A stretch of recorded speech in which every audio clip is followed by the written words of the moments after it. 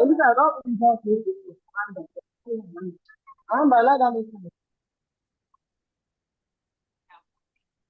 Dúró. Ṣé ní táìmù yẹn lẹ fi wá sí Ìbàdàn tí mo fi pè ẹ́ sẹ́yìn pé ṣo lóyún tó ju ẹ rí ṣùkùṣùkù báyìí tó sọ pé rọ́? Ìdààmú tún ń gbọ́ o.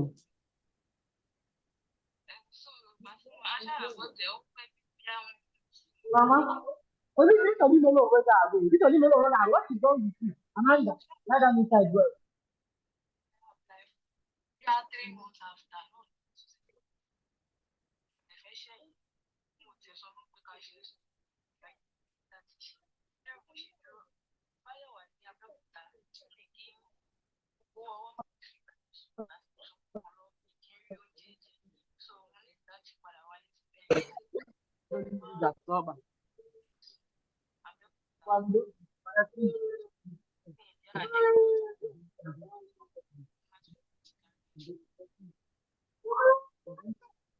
Kí ló ń sọ àwòrán mi?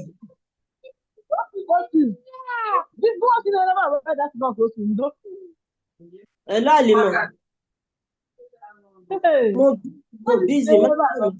Mo busy jọ ń tòrọ lọ. Mo ń ṣiṣẹ́ ni. A ní mo ń ṣiṣẹ́. Ìwọ náà máa pè mí.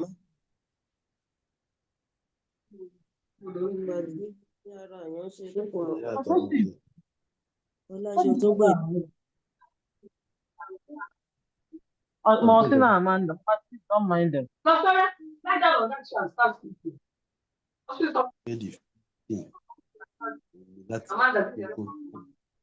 Amanda.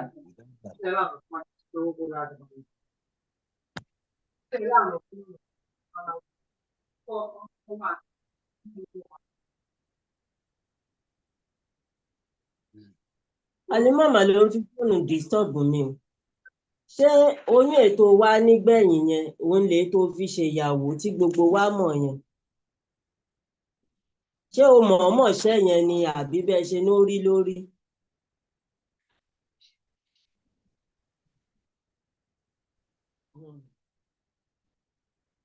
Kí ná? Hello? Ṣébi tó ti lè sọ̀rọ̀ ló wà o? Ọ̀rọ̀ kì í ṣe bí nǹkan tí gbogbo ayé máa gbọ́ o. Hello? I'm born again, yeah.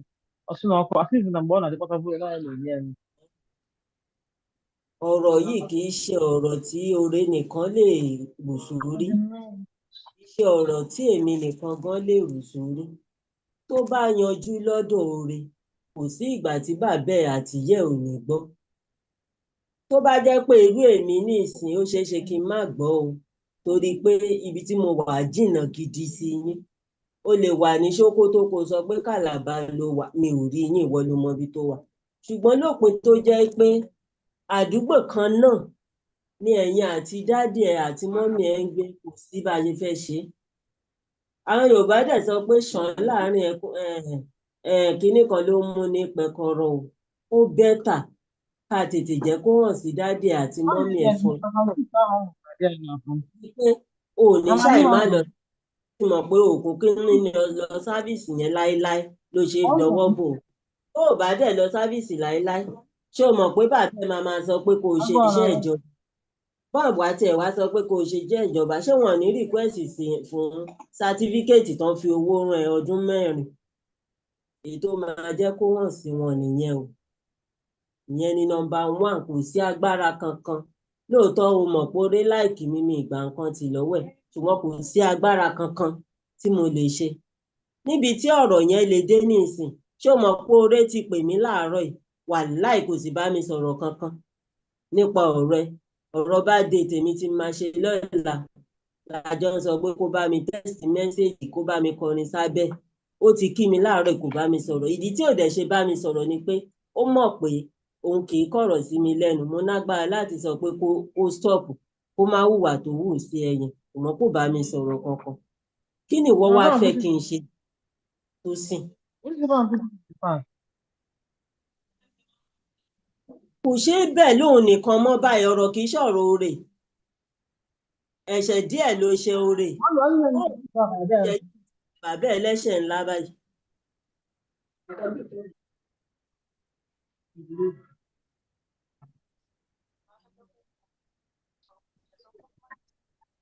àní kò jẹ́ kémi gan mọ̀ nínú ọ̀rọ̀ tí mò ń sọ ń sìn, mo sọ fún ẹ pé kò bá mi sọ̀rọ̀ kankan wàláì tàláì tí wọ́n bí láì láti láì wà kò sọ̀rọ̀ fún mi.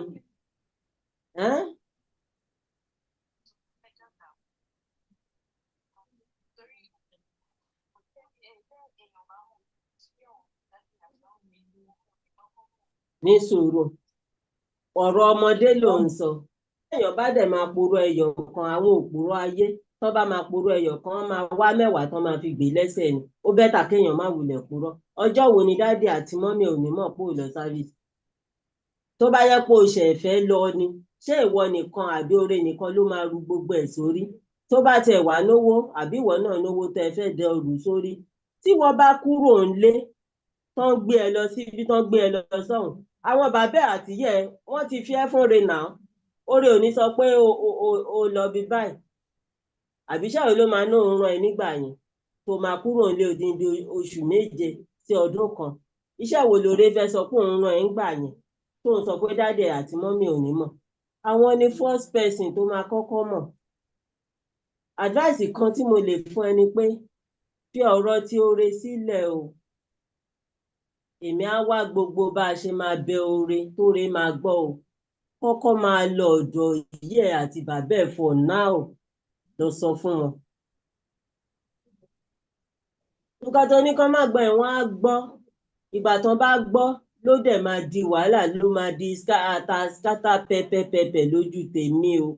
Àbí tí mo dẹ̀ mọ̀ pé dáàdì ẹ ti ẹ̀yì simple, mọ́mì ò ní gbà. Irú èèyàn bíi tèmi ni mọ́mì ẹ, mo mọ̀ pé ò ní gbà. Ó bẹ́tà kó kọ́kọ́ lọ ṣe àtúnṣe ibẹ̀ yẹn náà o. Torí pé tí oore bá sọ pé òun forgive ẹ, tẹ̀jọ́ ń sùn tẹ̀jọ́ ń jí, tó bá dọjọ́ kọ́pà kò sí bẹ́ẹ̀ ṣe máa ṣe. Àfi tó bá kún ti mọ̀ pé o ti gbàgbé nípa kọ́pà àti ìwé ẹ̀ bẹ́ẹ̀ yẹn, làṣírí yẹn lè mọ síbẹ̀. Tó bá yẹ pé o ṣì ń lọ kọ́pà yẹn, tètè máa lọ ọ̀dọ̀ ìyá ẹ̀ àti bàbá ẹ̀ báyìí, kó lọ wá gbogbo ẹlẹ́bẹ̀ tó máa bẹ́ẹ̀ bẹ̀ wọ́n o. Nǹkan tẹ́mi kọ́kọ́ fẹ́.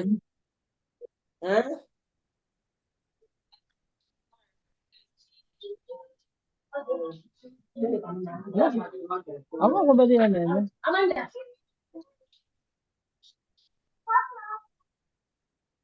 O máa tún owó skul san. O wà ní lọ kọ́pà mọ́.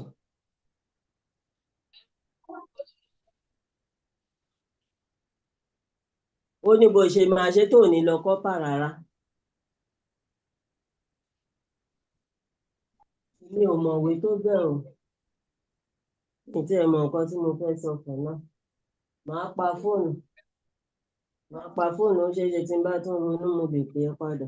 Mi tí ẹ mọ nǹkan tí mo fẹ́ sọ fún náà o.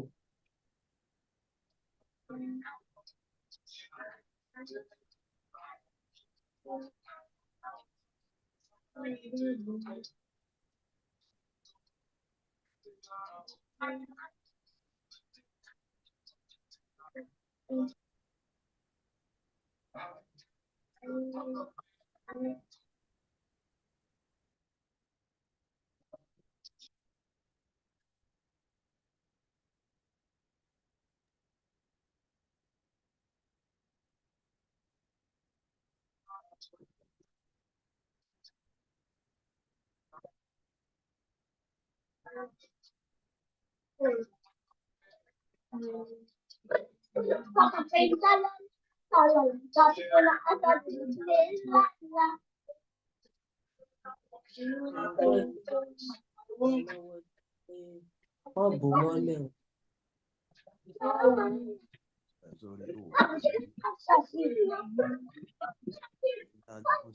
Mo ti ṣe nǹkan tẹ́ ẹ lọ́rùn. Fún ni lábọ̀ kan tó wá bá a sọ fún. Ẹ ń gbọ́ gbogbo ẹ̀.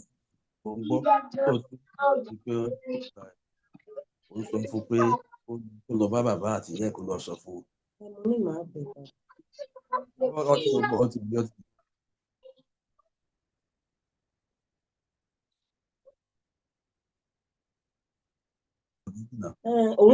Kó lọ sọ. Ó lè padà wá báyìí kó sọ. ìyá tẹ́lẹ̀ gbé ìmọ̀ ìyẹn máa ń wà ní tẹ́ bá fẹ́ mọ̀ràn ẹgbà ẹgbà tẹ́ bá sì máa tó bá dé nígbà báyìí ìyá máa ń gbọ́n jù lọ ní ìtẹ̀sí yẹn ò lè á sọ fún yín pé òun ti lọ bá wọn bẹ́ẹ̀ ti sọ fún wọn wọ́n sọ báyìí wọ́n sọ báyìí. The main thing tó lè yanjú ọ̀rọ̀ yìí ò ju pé ẹ bá fẹ́ kí bàbá àtìyá ẹ mọ̀ ẹ láti kọ́ mi bóyá ẹ pè ìyá àti bàbá ni o bóyá ẹwà tó bá possible o tó bá bí ẹwọ náà láti dé ọ̀dọ̀ ìyá àti bàbá ni o bóyá oore ni ó mú ìyàwó ẹ lẹ́yìn jẹ́ pé ẹnu oore gan ni ó fi sọ oore ó wà ń bẹ̀ tí ó sọ pé tí mo fẹ́ sọ ẹ jẹ́ kí lágbájá ó máa sọ nǹkan wọ̀kítẹ́ wa ń sọ pé kó lọ ìyẹn ń sọ pé number one ìyá Ndị àti na-enwe bàbá ò ụmụ anọ gbanye akwụkwọ lọ́kùn òní ní amaghị na oke tụtara ihe nọ àti ohun tó dá pátápátá báyìí bàbá ni wọ́n ti ụlọ kú azụ padà. wà ní tó wà ní èmi ò ń láàrin wọn wọ́n jọ ń gbé bẹ́ẹ̀mì àti ń ṣe ń gbé nígbà ọkọ àti ìyá àti bàbá iye pọ́n ti depart bóyá ń jàjà kékeré kan lọ́wọ́ ń gbà ní. nígbà tí ìjà ṣẹlẹ̀ táwọn ọmọ láwọn sá kúrò nílé pẹ́sẹ̀ tí mi ń sọ ni pé ṣé ó ti resolve. I don't know èmi ò mọ̀ kọ́ jà àjọ wà bí tọkọtaya ní. so tẹ́ fi lè make sure pé àṣírí yìí ó ti tú sáwọn òbí ẹ̀ lọ́wọ́ ni pé kẹ́yìn gangan ó bá débẹ̀ níbi tí ó ti tú àṣírí yẹn tí ò bá dẹ́ lè sọ ẹ̀fẹ́nu ara ẹ̀ sọ òun náà wà níjókòó bóyá oore ni ó tẹ̀lé lọ bóyá èèyàn oore ni ó tẹ̀lé lọ tí wọ́n fi ṣàlàyé yẹn fún àtìyá àti bàbá nítorí tó ṣẹlẹ̀ nílé yìí o lẹ́yìn ìgbà yẹn òun wá ní resolution ọ̀nà àti yanjú ọ̀rọ̀ ní ti tèmi o tèmi bá kàn ní pé kó o pe oore sí báyìí nígbà tó bá máa pè number one kó kọ́kọ́ ṣẹ́fù àìdíà pé kó páàkì kó máa lọ sí ilé wọn tàbí nǹkan kan yẹn kó má ṣe yẹn kó kọ́kọ́ stọ́ọ̀pù àìdíà yẹn náà so ẹlẹ́ẹ̀kejì ọ̀nà bí issue yìí bí ó ti yanjú sẹ́rí there is one thing o gẹ́gẹ́ bí ìrírí tá a ti bá ń rí láti ìgbà tá a ti bí wa àti wọn bá tá a tó ń gbọ́ káàkiri àgbẹ̀ orí yọmí ni ìrírí ayé nìkan sẹ́rí láàrin ọkùnrin àti obìnrin in most cases bí ọ̀rọ̀ ti rí generally nìwọ̀n yẹn ìkọ̀ọ̀kan ló jẹ́ pé kò rí bẹ́ẹ̀ tó jẹ́ pé ìfẹ́ gidi tí ò sí pé bóyá à ń fi nǹkan pamọ́ fún rẹ̀ bá ní. Now,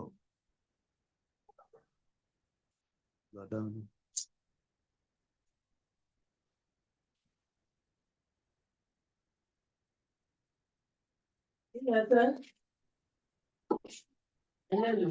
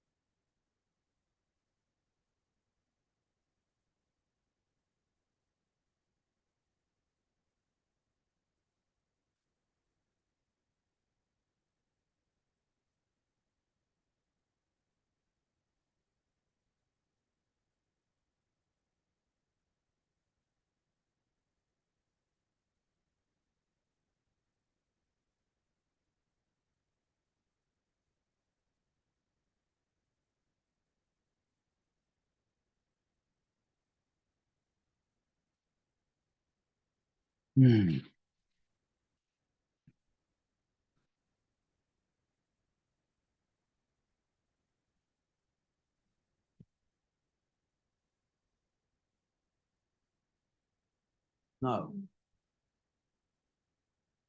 the solution is not to depart.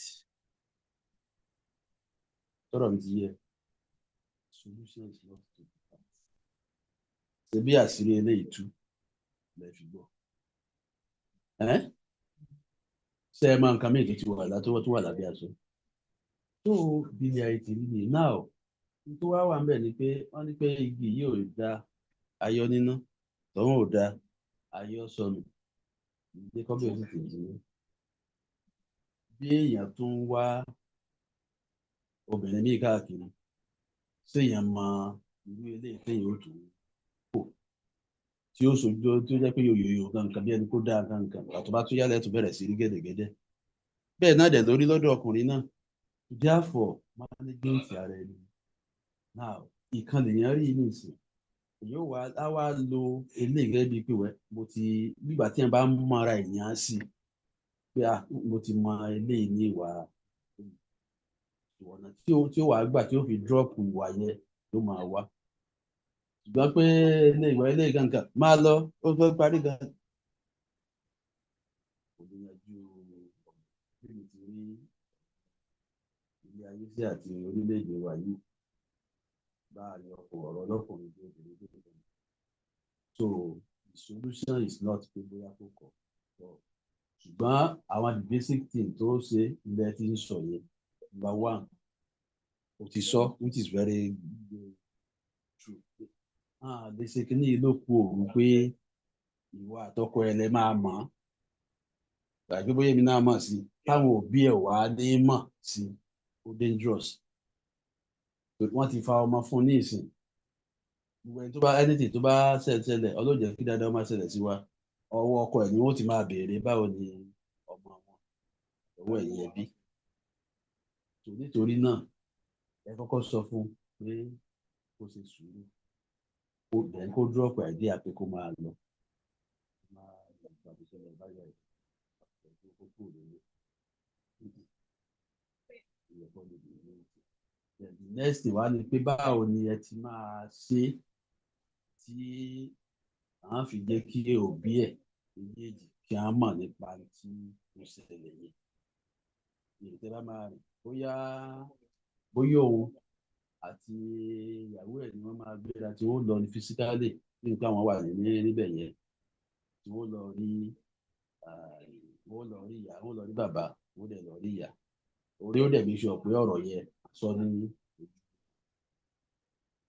bí ò bá fẹ́ fẹ́ máa rẹ̀ sọ.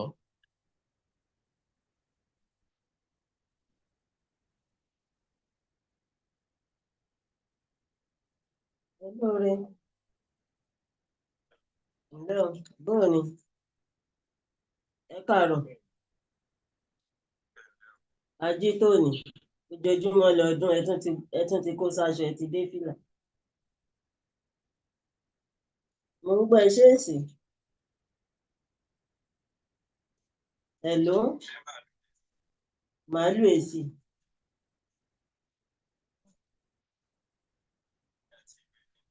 màálù kí ni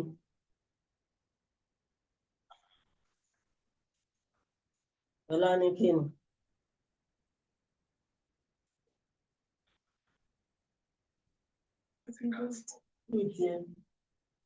mo ń gbọ́ ẹ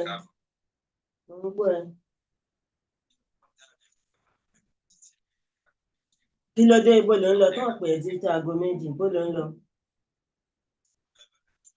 lẹ́kṣọ̀ bo ló wá ní kó má pè é títí aago méjì program kí lẹ̀ ń ṣe program kí lẹ̀ ń ṣe ó sì ń kọ́ ó tó tọ̀tọ̀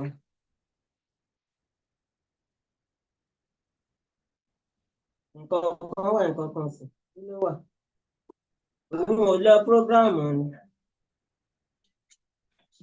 mo ní kí ló wà òun ò lọ program ni kí ni nǹkan tó wà kí ni nǹkan tí ó sì. Mo ti gbọ́.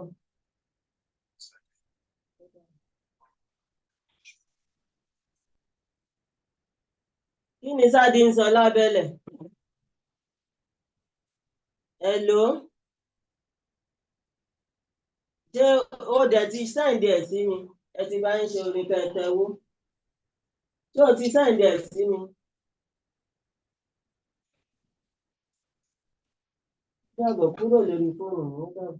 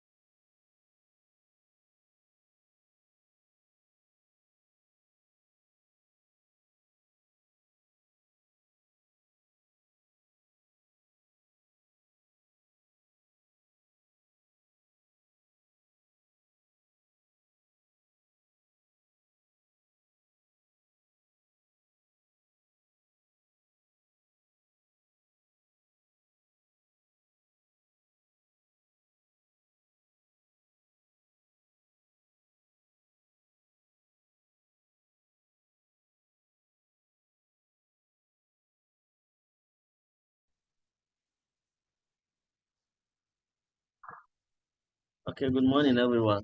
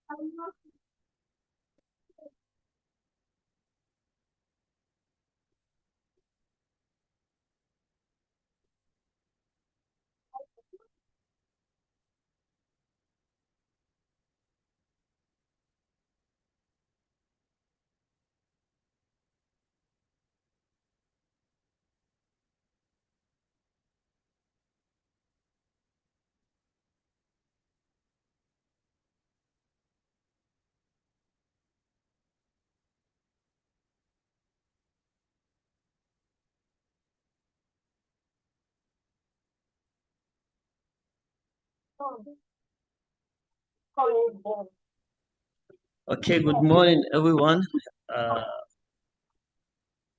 Sorry, we are starting some few minutes behind schedule.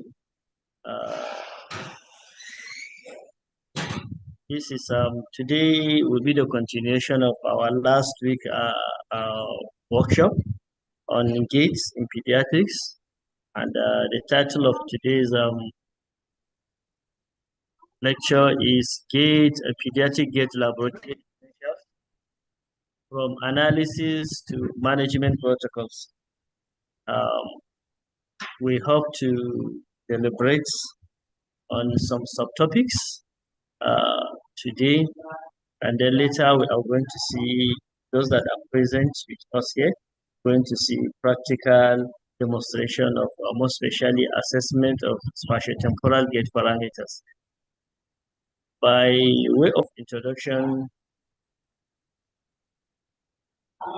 we said voluntary move because when we say gait, we said is a manner or style of walking, and it begins with one being able to move voluntarily, meaning that on your own volition or on the child's volition, he stands and he is able to walk.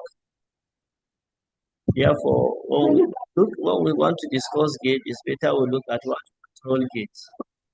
Say the control of gait itself begins from the motor cortex, which calls into action all the necessary muscles and group of muscles to perform some types of movements, either flexion, extension, contraction, relaxation, rotation.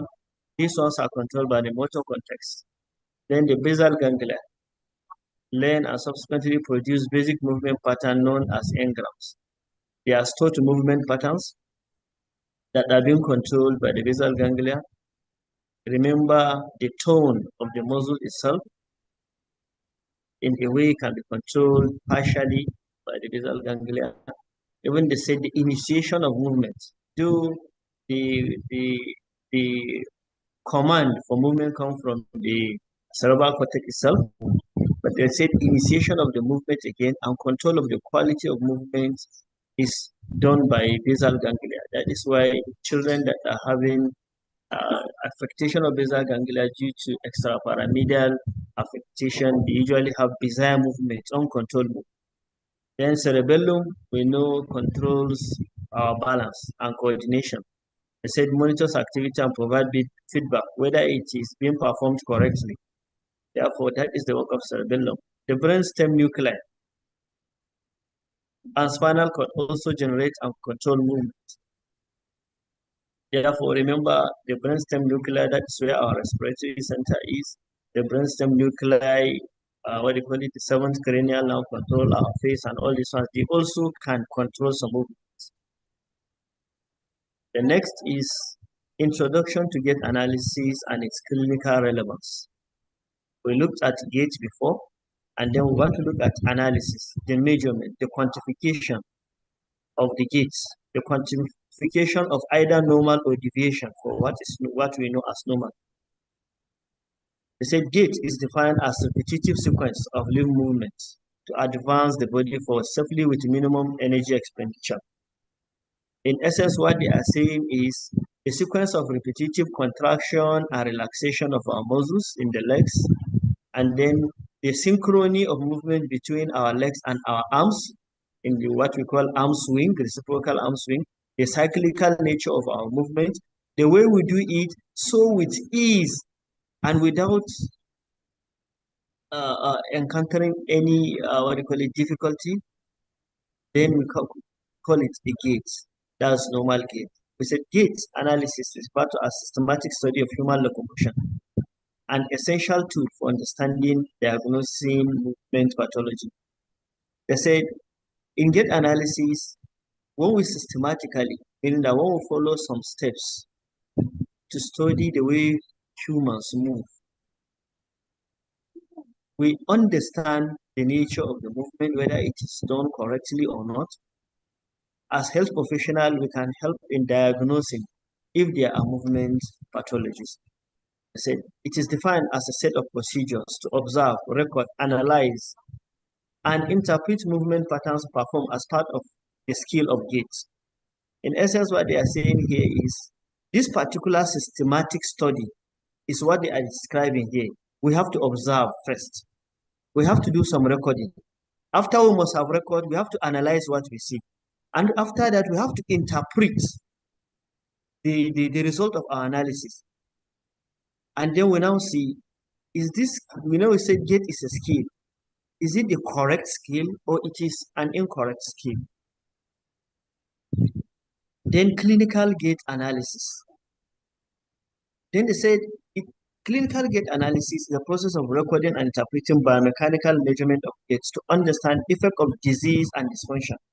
Meaning that when we are talking about clinical Gait analysis, we are trying to align Gait analysis to a particular disease that affects our body or system. A Gait analysis of somebody who is having Parkinson's disease, Gait analysis of somebody who is having stroke, Gait analysis of somebody who is having peripheral nerve injury. Therefore, this is what entails the clinical Gait analysis. We said it's a process in which an individual Gait pattern is measured, abnormalities identified, causes are proposed, and treatment recommendations are developed. In essence, what differentiates clinical Gait analysis and normal clinical Gait analysis? We are more clinically oriented.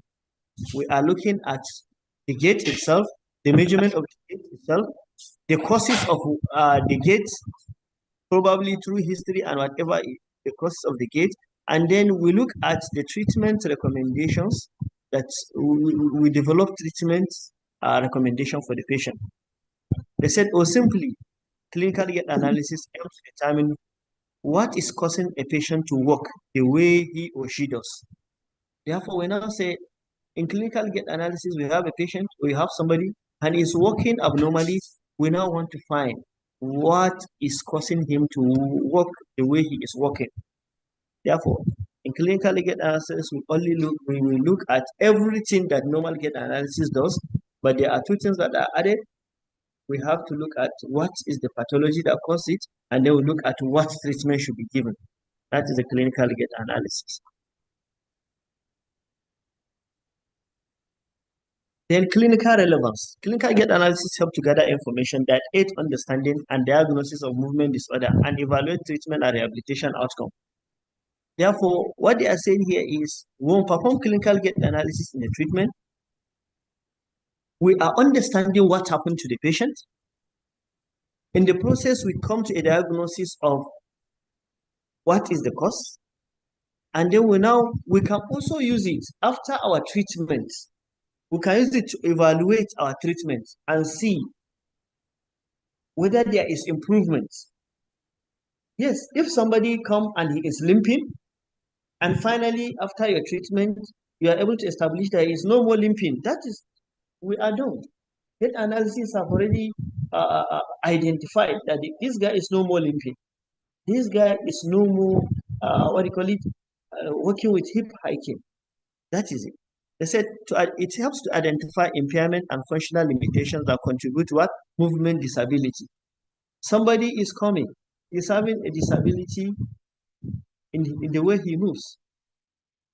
Then clinical Gait analysis will now help to identify where are the functional limitations.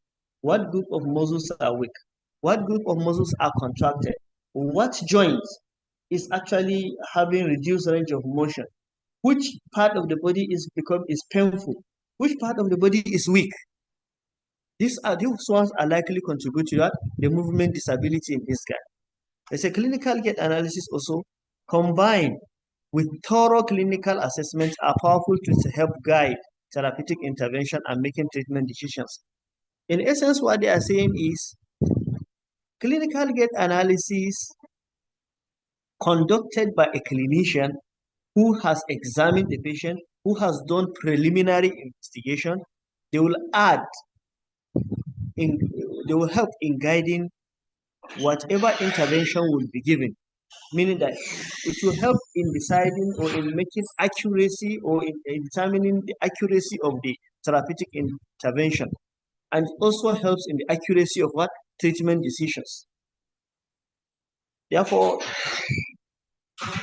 Baker 2006 mentions some 4 reasons for conducting clinical gait analysis. He said for diagnosis of specific disease or injury,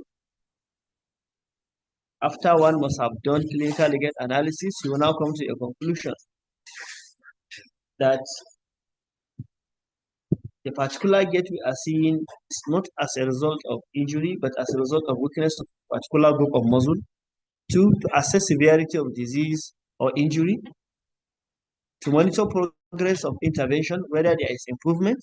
To predict the outcome of an intervention.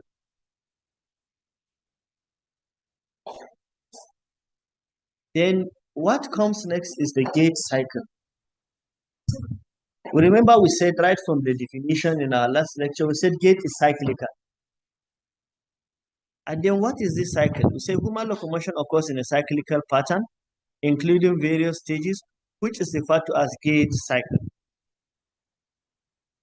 And in a simple way, they describe this cycle that it starts with a full foot in contact with the ground and ends after a cyclical motion when that foot again becomes contact with the ground as one is walking, meaning that it begins with the right foot having contact with the ground. Through some stages, it now keeps moving until that right foot have contact with the ground again. Then that is one complete gait cycle for a particular limb. They say it consists of stance and swing phases. We have mentioned this earlier. The stance periods represent 60% and the swing period represents what? 40%. The stance period is a period in which the limb is in contact with the ground. And the swing period or the swing phase represents the period in which the limb is not in contact with the ground. It starts with the toe off, mid swing, then we now have terminal swing before the heel strike. Okay. Then this is the description of the stance phase. That is the phase where the leg is, or part of the leg is in contact with the ground. We have what you call initial contact. That is the heel strike. It took only 0 to 2% of the gait cycle. Therefore, when the heel is in contact with the ground, it took only 0 to 2% of the gait cycle, and this is the beginning of the stance period. Then we have loading response. In the loading response, that is where what we used to call double support. Normally, in our walking, it's not easy to see the 2 legs, the same time, at the same, having contact with the ground at the same time. But one thing is, if one is walking slowly, it's easy to see that at times the 2 legs will be having contact with the ground at the same time. This is what we call the initial double leg support period, which takes between 2 to 12% of the gait cycle. Then the next is mid stance. Mid stance is the period that represents single limb support. When the whole body is held or is on top of one of the foot. The other foot is already in swing phase. The other foot is the mid stance. The whole weight of the body is on one leg. That is the mid stance. It takes 12 to 31% of the gait cycle, represent the initial part of the single leg support period. Base of support decreases because one is standing on only one of the leg, and the center of gravity is at the highest point. Then we have the terminal stance. When the weight is no more 100% on that particular leg, you are moving forward, almost towards reaching, another heel strike. They say it takes 31 to 50% of the gait cycle. This is the final part of single leg support period. Then we now have pre-swing. That is between 50 to 60, meaning that it takes only 10% of the gait cycle. Is the terminal double support period. It is the second loading period. The body prepares to propel foot off ground, meaning that the last part of the what do you call it, the stance phase, where the body prepares to lift the foot off the ground to enter swing phase. That is what they call pre-swing. Therefore, this is what we have here. We should look at the foot that is colored. That is the right foot. You now have the heel strike. You have double weight support. That is, the double weight support is like all the two legs, the heel of one and the, what do you call it, the toe of the other one are almost touching the ground. Then we have mid stance. As you can see in this particular picture, the weight of the body is being borne on one leg. Therefore, the base of support is very narrow, and the hip, the center of gravity is at the Do you know peak. that I'm Then in the next? we now have terminal stance. Kilo Here, fẹ́. the individual is shifting his weight forward. Hello. Hello. All together. Hello.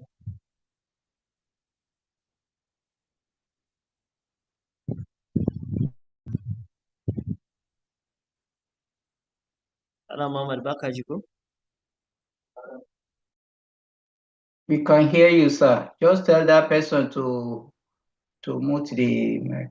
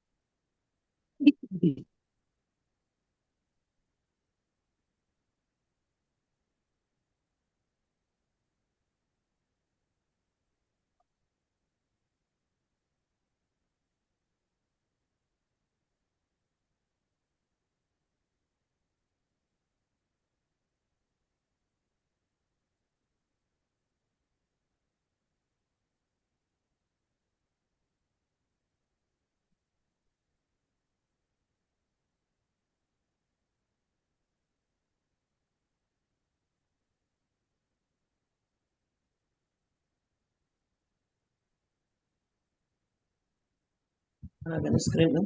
Okay. If I change it, we are changing.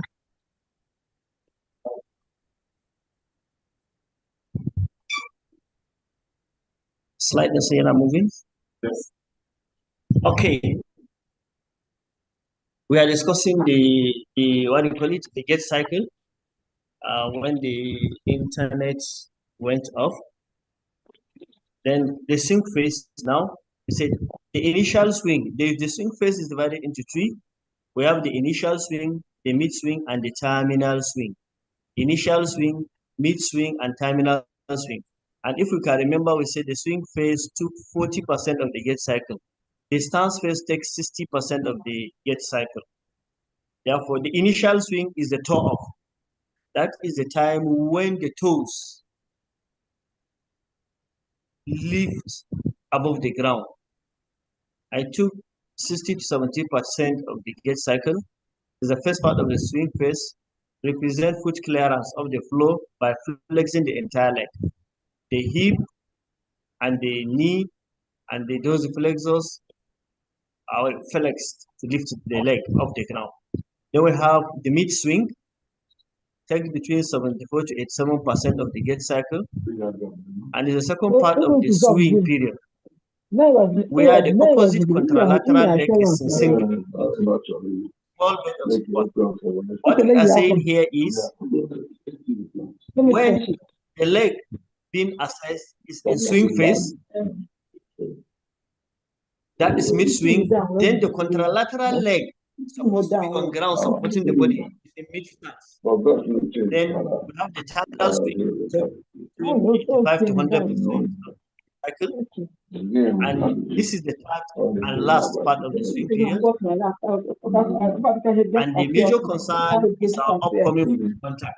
Therefore, when one stretches the leg, before he reaches the foot contact, that is the terminal swing. By the time he reaches foot contact, we have that is the beginning of another one, stance phase. Therefore, that's with it.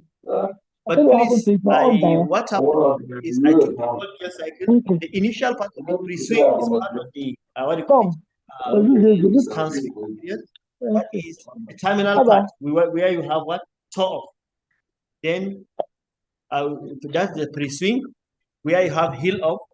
Then the toe off is the first initial part of the swing phase. The toe off is the initial part of the swing phase when the toes leave the ground. Then we now have initial swing, we have mid swing, and then we are going to have the terminal swing. The picture is not complete. Then before us here is also lower limb muscles that are activated at one time in the Gait cycle. This is for analysis as physiotherapist in the initial contact. What are the muscle actions and what muscles are activated? We can see, for example, in the initial contact, the dorsiflexors have to be at work when one is having heel contact. If not, the limb is going to slap on the ground, pop, just like the way we used to have those people with what they call the foot drop. Then we now have hip extension. You can never have heel strike without having hip extension. We also need to have what? Slide knee flexion. Then these are the muscles, tibialis anterior, gluteus maximus, and hamstring. Therefore, the breakdown is in this particular what we call it table. Then we have spatial gait parameters. There are two types of gait parameters that we measure in the clinic directly. We have called the spatial gait parameters, and there is the ones we call temporal gait parameters. The spatial gait parameters, we call it distance gait parameters, meaning that we measure distance. These ones are the spatial, space, distance gait parameters. Then we now have the temporal, time-based gait parameters. The one that you time, like speed, like cadence, like all these ones, like swing time, all these guys are the what do you call it? Temporal gait parameters. We said, but from the beginning, we said gait analysis generally include assessment of spatial gait parameters such as step length, stride length, foot angle by direct measurement. Therefore, one can easily do some little direct assessment for recording purpose after the initial observation. one can easily do some little, what do you call it, assessment of the gait, objective assessment of the gait of the patient. Then we have step length. The first one, what is step length? They said this parameter is the linear distance from initial heel strike of one foot to the heel strike of the opposite foot. In essence, what it means is from the initial heel strike of my right leg to the heel strike of the next left leg, not right leg, left leg, opposite foot. The distance between the heel strike of my right leg when I'm moving, and then when I move forward, when my right leg is on ground, what is required is for the left leg to also be on ground. Therefore, when the left leg move from when I'm on stand face on my right leg, then the left leg is likely going to be on swing face. Therefore, the distance between my heel contact on the right to the heel contact on the left is the step length. Then we now have stride length. This is the linear distance between two successive placements, that is heel strikes, of the same foot. Stride length will therefore consist of two step lengths. What they mean here in gait cycle is the same right leg that is on heel strike, when it moves to swing face after mid stance, and when it comes to swing face and it hits the ground again, then that means that's the stride length. They said two successive placement of the same foot, not opposite foot now, the same heel strike of the same foot. The heel strike of the right leg going into mid stance, toe off, going back to again another heel strike of the same foot. That is the distance covered. That is the stride length. Then we now have base of gait or stride width, which I did not what do you call it right here. We have stride width. The stride width is defined as the distance between centers of feet during double leg support when both feet are in contact with the ground. But this is just a definition, because we may not have enough time for somebody to have both feet when he is walking on ground. But what they are saying is the distance between right and left leg, the distance, the transverse distance between malleoli on the right leg and malleoli on the left leg, that transverse distance is what they call what? Stride width. It's defined as the distance between centers of the feet during double leg support when both feet are in contact with ground.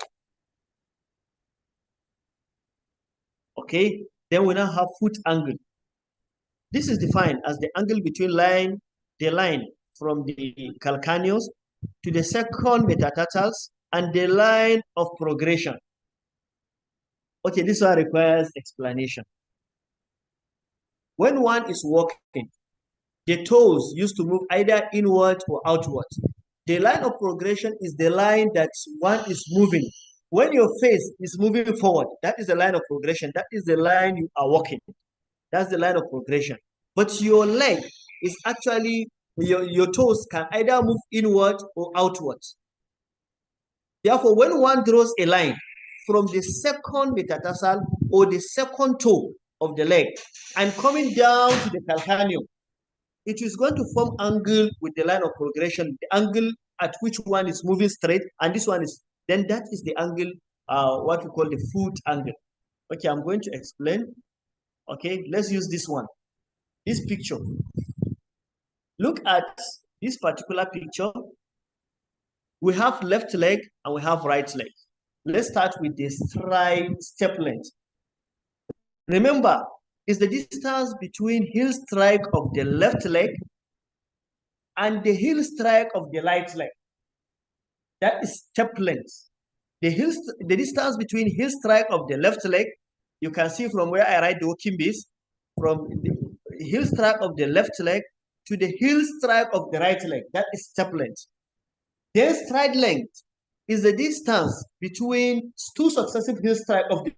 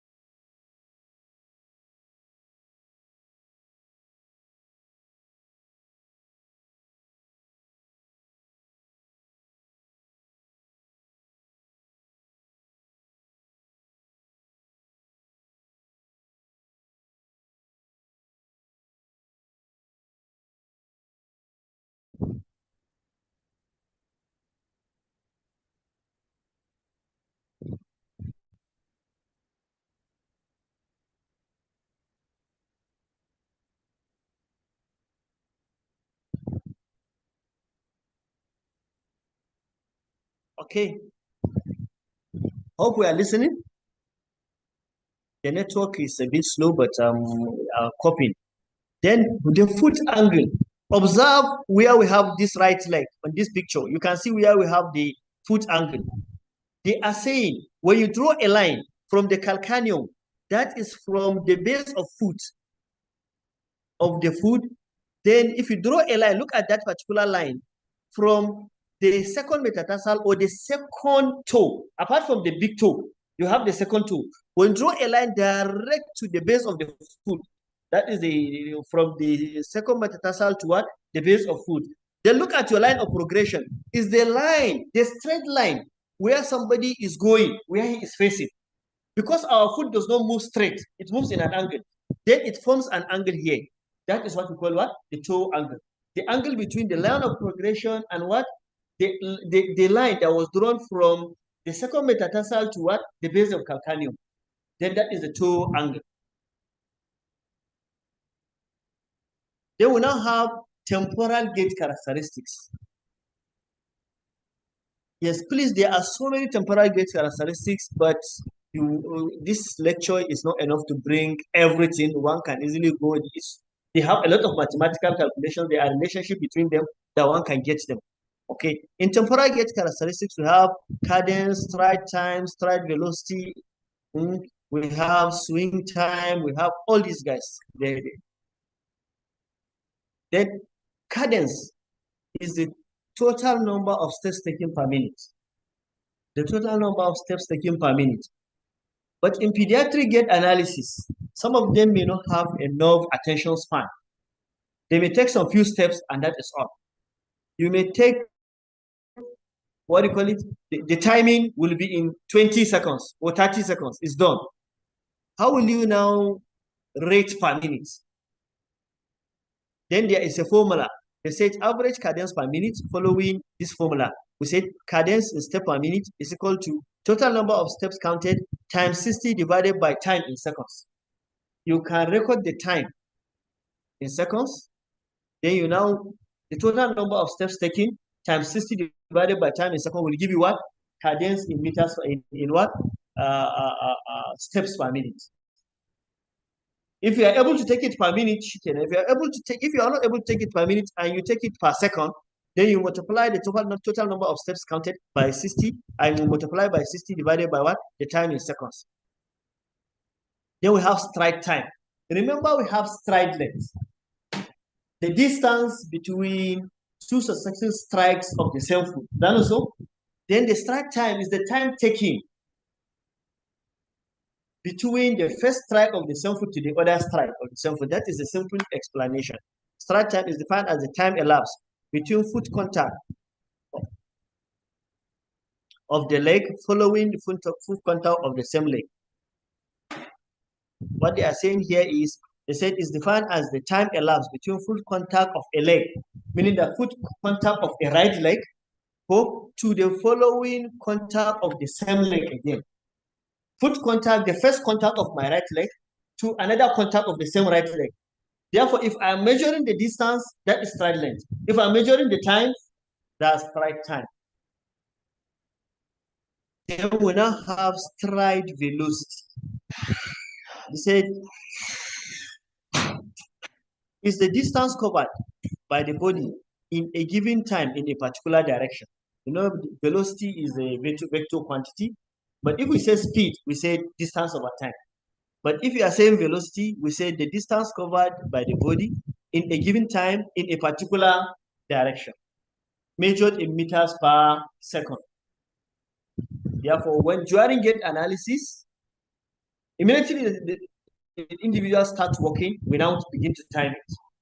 We have already known the distance. Probably we said somebody should walk 10 meters. The distance is known. Therefore, from the time he started to the time he would cover 10 meters, then we stop. Then we divide it by the velocity is the distance divided by what? Time. Then we are done. They said the velocity can be calculated in the following formula again. They said stride length times cadence in steps per minute divided by 120. Therefore, we are still going to do that today with the formula. Stride length of the individual, we tell you there are relationships between them. If you get the stride length and you get the cadence, just go and sleep. You have gotten the, what do you call it, stride velocity. They say stride length times what? Cadence divided by what? 120 will give you stride velocity. Okay. Then the next is other temporal gait parameters. Remember we said there is step time, the total number of, the way we have the stride time, we have step time. The time taken between the heel strike of one foot on the right to the heel strike of another foot on the what? The left. That is, therefore, if the distance is step length, then the time taken is what? Step time.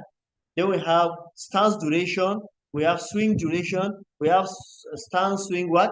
Ratio. Therefore, all these ones can be calculated. Please, we should go, and then this is a foundation lecture. We can go and know how the relationship between them, we can easily calculate them. If you calculate the stride length, stride width, stride velocity, you can use it to calculate all other ones. There are so many formulas. Maturation of spatial gain, temporal gait parameters. Here, in a way, they are trying to tell us that where you measure a particular gait parameter or a spatial temporal gait parameter, you can easily compare. This is for children. We can see age 1, age 2, age 3, up to age 7. Remember in our last lecture, we said at age 7 and 8, that is when the gait cycle becomes almost similar to that of what? An adult. Therefore, you can see in this particular, what do you call it, table is telling us the single support time, the toe off, the speed in centimeter per what? Second. Therefore, you can convert it to meter per second. You can always have formula. We have the step length in centimeter, the stride length in centimeter. All these ones are given to us. But the most important thing is these ones are what you call normative values. The values that we can easily compare with the ones we get in our clinics. Now, another variables of gaits that we are going to look at today are what you call kinematics and kinetics of gait. What are kinematics? What are kinetics? In essence, when we say kinematics, we mean, what do you call it? We mean anything that has to do with joints, movement, flexion, extension, range of motion during movement. These ones are kinematics. But actually, without looking at the force exerted during the movement. Then when you are looking at the force exerted during the movement, the torques, the total moment, altogether, then we are looking at the kinetics of it. The amount of force I put on ground, the ground reaction, the torque generated, the force generated by the muscles, those are kinetics. But when I'm looking at only the range of motion, the degree of extension or degree of flexion, I'm looking at what? Kinematics. That is it. Then gait kinematics. The term kinematics refers to study of motion of an object, body, part, or joint. Therefore, when we are studying the motion of a joint, of an object, or body part, we are studying kinematics. They said the kinematics describes angular movement, displacement of joint, and the body throughout space. Therefore, there is medial rotation, there is lateral rotation, all these ones are kinematics. In kinematics, flexion, extension, abduction, adduction, internal, external rotations are what studied. Assessment of kinematics is accomplished with 2D and 3D what? Gait analysis and the use of electrogoniometers. Yes, actually, when one is doing traditional gait analysis in the clinic, without the use of either 2D or 3D methods. In 2D or 3D, we are looking at either when we are looking at sagittal, coronal, we are looking at 2D, when we are looking at all planes, we are looking at what? 3D. And then it involves the use of videos and the rest. But if one is only looking at kinematics of gait, one would just apply something like electrogoniometer to the feet, to the ankle joint, to the knee joint, to the, what do you call it, hip joint. The electrogoniometer is going to assess, will give reading of the particular joint motion. That is, if we have one. Then kinetics of gait. Kinetics refers to study of forces acting on the body. They said it's involved measurement of forces and moment exerted on the body that influence movement. Then what is moment? Let's go back to our physics. What is moment? Moment of, what do you call it? An object is the product of the force and perpendicular distance and acting on the body along the line of what? Action. Therefore, moment of a force acting on the body is the product of the force and what? Perpendicular distance along the line of action. That is the moment. Therefore, the force, the moment exerted. Therefore, let me give you one common example we used to use. If you want to unwind, you want to remove the tire in your car, and then the bolts, or the nut refuse to what? You refuse to lose. What happens is if you use a wheel spanner and you cannot do it, all you just need to do is to add a pipe to the wheel spanner. It will increase the distance and it is going to double the force. Therefore, that is what you are doing is the moment. The force and the distance are the moments that are moving what? That particular bolt to unwind your tire. Then they said the nut moment on human body. Okay, they said kinematic parameters include gravity, action, force. Remember, we said in Newton's second law of motion, action and reaction are what? Equal and opposite. That is what keeps us balanced. Therefore, if not, we keep moving and we cannot stop. That is it. It measures ground reaction forces.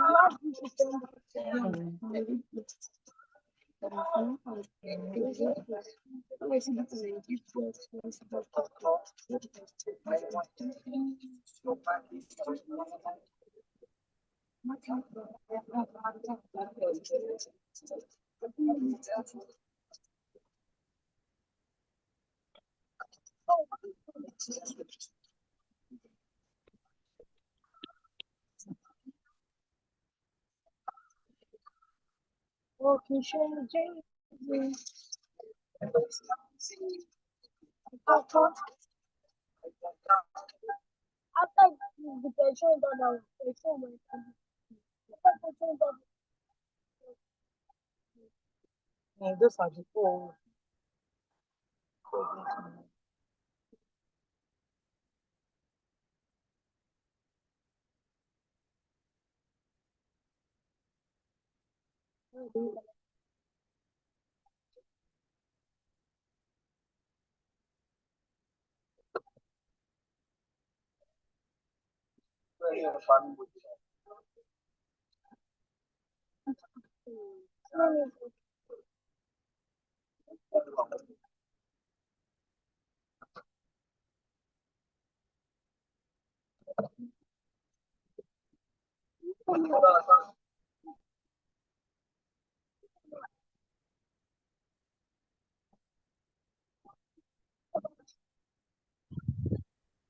Okay, so let me rewind. We said Gait analysis techniques in clinical practice. What we want to look at in this section is the different types of Gait analysis techniques that are available in the clinic and the ones that are available solely mainly in the motion laboratories. By introduction, they said Gait assessment for neurological disorders take place in 3 stages: gathering information, developing problem list, and developing solution list. Therefore, when a patient comes to the clinic, the most important thing is to gather information. What brought him, what leads to the way he is working. We now begin to ask. We now begin to develop problem lists. And then we develop solution to the problem. And this gathering of, information involves history taking, physical examination, and visual examination. You can easily ask somebody, you want to see,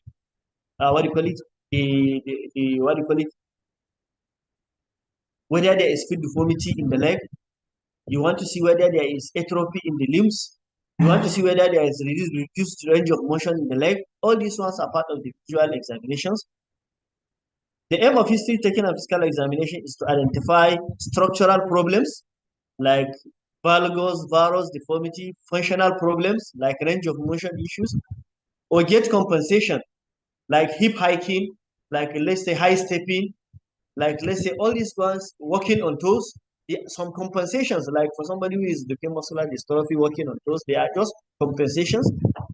Then they said detailed history include the conditions at birth, what happened, the different milestones.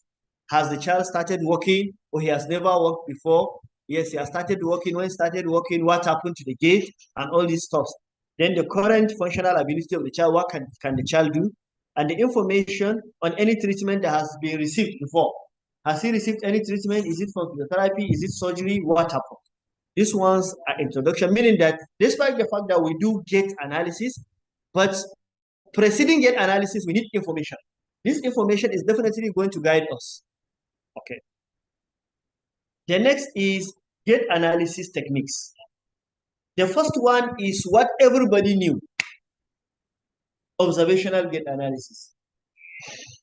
When we are writing our history, when we are writing history of patient, there is a place where we write on examination, the patient walk into the room, how do you call it, with walking stick.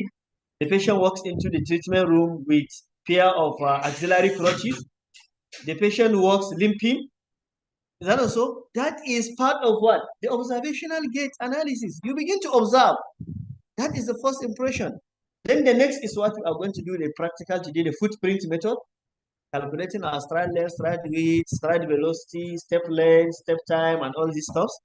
Then the Obongi one, the computerized 3D gait analysis. What is it?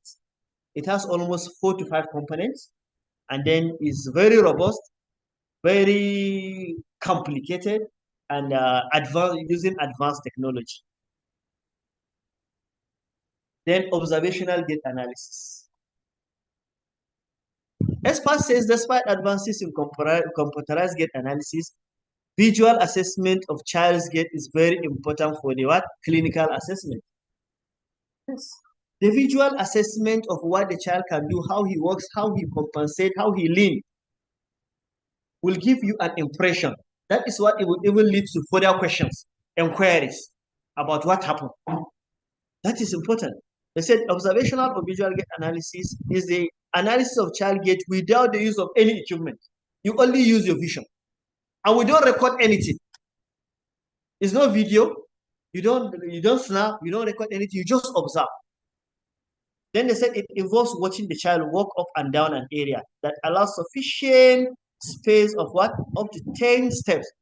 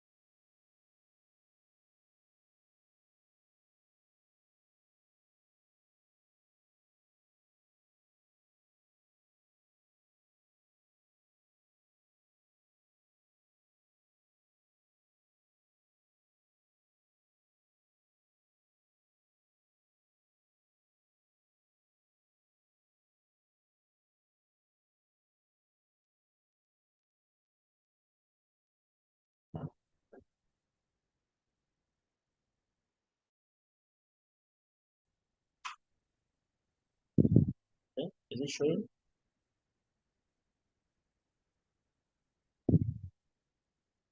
Okay, welcome back. The network has allowed us to continue. The next is we are still going to continue with observational gait analysis.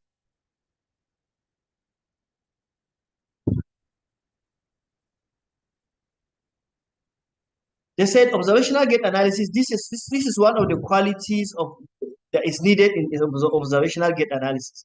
It is based on by systematically concentrating on a particular body part at a time. Meaning that I should not look at the whole limb. I should look at the ankle joint. What happened? Later, I'll ask the child to walk again and look at the knee joint. What happened? Later again, I will now ask the child to walk and I'll look at the hip joint. But if I observe everything, then there will be wahala. And it's usually one limb at a time. Meaning that if I finish with this limb, then I ask him to walk again and I'll begin to concentrate on another limb. They said with experience, many gait deviation can be observed. They said the observational gait analysis comes after history and physical examination in order to evaluate the presence of any abnormal function that may be responsible for patients presenting complaints. Therefore, after you must have done history, you must have done some physical examination. You now ask somebody to do the gait function to see if you can find something that will corroborate with some of the history he has given. They said many healthcare providers evaluate recovery status of patients by observing change in gait in the patient's manner of walking. Yes, it's very true. You finish your physiotherapy, and when the patient comes, he was walking almost normal, because you'll be happy. You see the stroke patients you are managing, the child with hemiplegia now walking, the child with diaplegia now walking almost normal. You'll just be happy. Therefore, that is part of the beauty of observational gait analysis.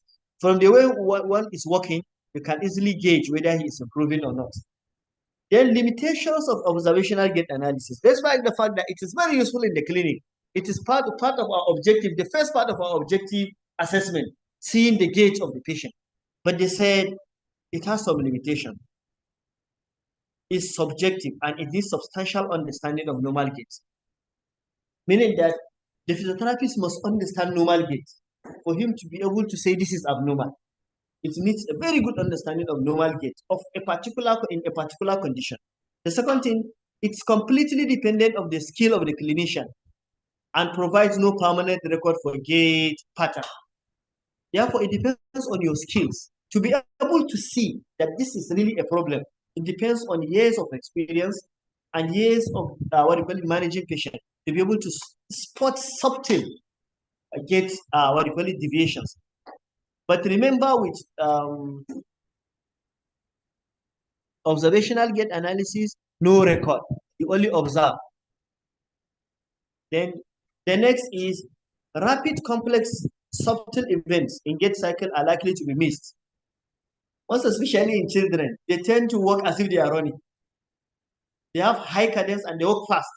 Therefore, there are some subtle things that you may not be able to see. Most especially if somebody walks very, very fast. Therefore, they said the speed at which events occur or take place can affect the way one walks. Therefore, when one is doing observational gait analysis, it's good to inform the parent or the child that you want him to walk slowly so that you'll be able to see or be able to spot the abnormalities in the gait. Then we now have 2D video gait analysis. Usually we have 2D and we have 3D. Here they said video recording provides permanent qualitative description of the subject's walking ability. You can easily video him. Put a stationary video camera that will not take the gates. You have a recording, you can sit down, you can watch the video in slow motion. You can easily spot where the gait abnormality is if you are using video. They said the slow motion facility allow analysis of events that are occurring simultaneously at several joints during the gait cycle. This is a step forward over the observational gait analysis. In observational gait analysis, when somebody has completed the gait, she can. But in video gait analysis, what happens is you can sit down and play the video over and over to be able to spot where the problems are. They say in order to analyze the data accurately, it is important to record true sagittal or coronal view rather than oblique views, which is good to distort the image. That is what makes it two-dimensional. You can only measure in two planes. When somebody is facing you, you are facing him, you can measure. Or when somebody is walking, you will now be taking sideways.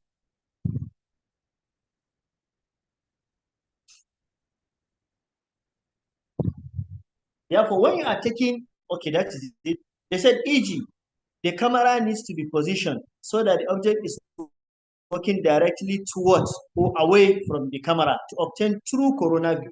When we said somebody is working towards or away, what does it mean? That he's facing the camera. Is that so? Then if he's facing the camera, what are the movements you are looking for? Either abduction or what? Adduction.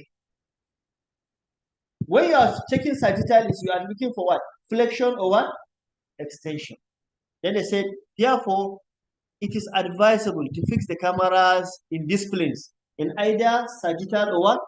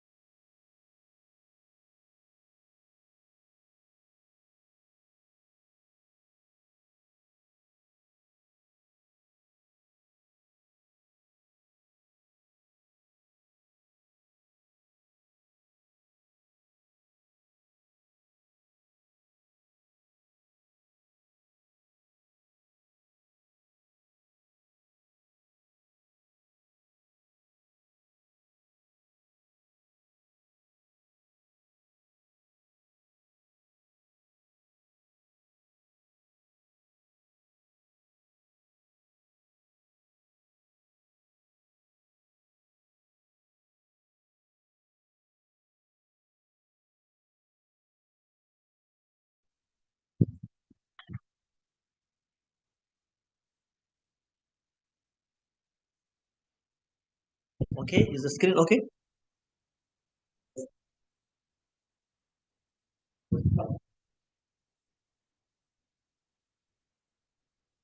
Okay, we are back from the little, what do you call it? Network issues.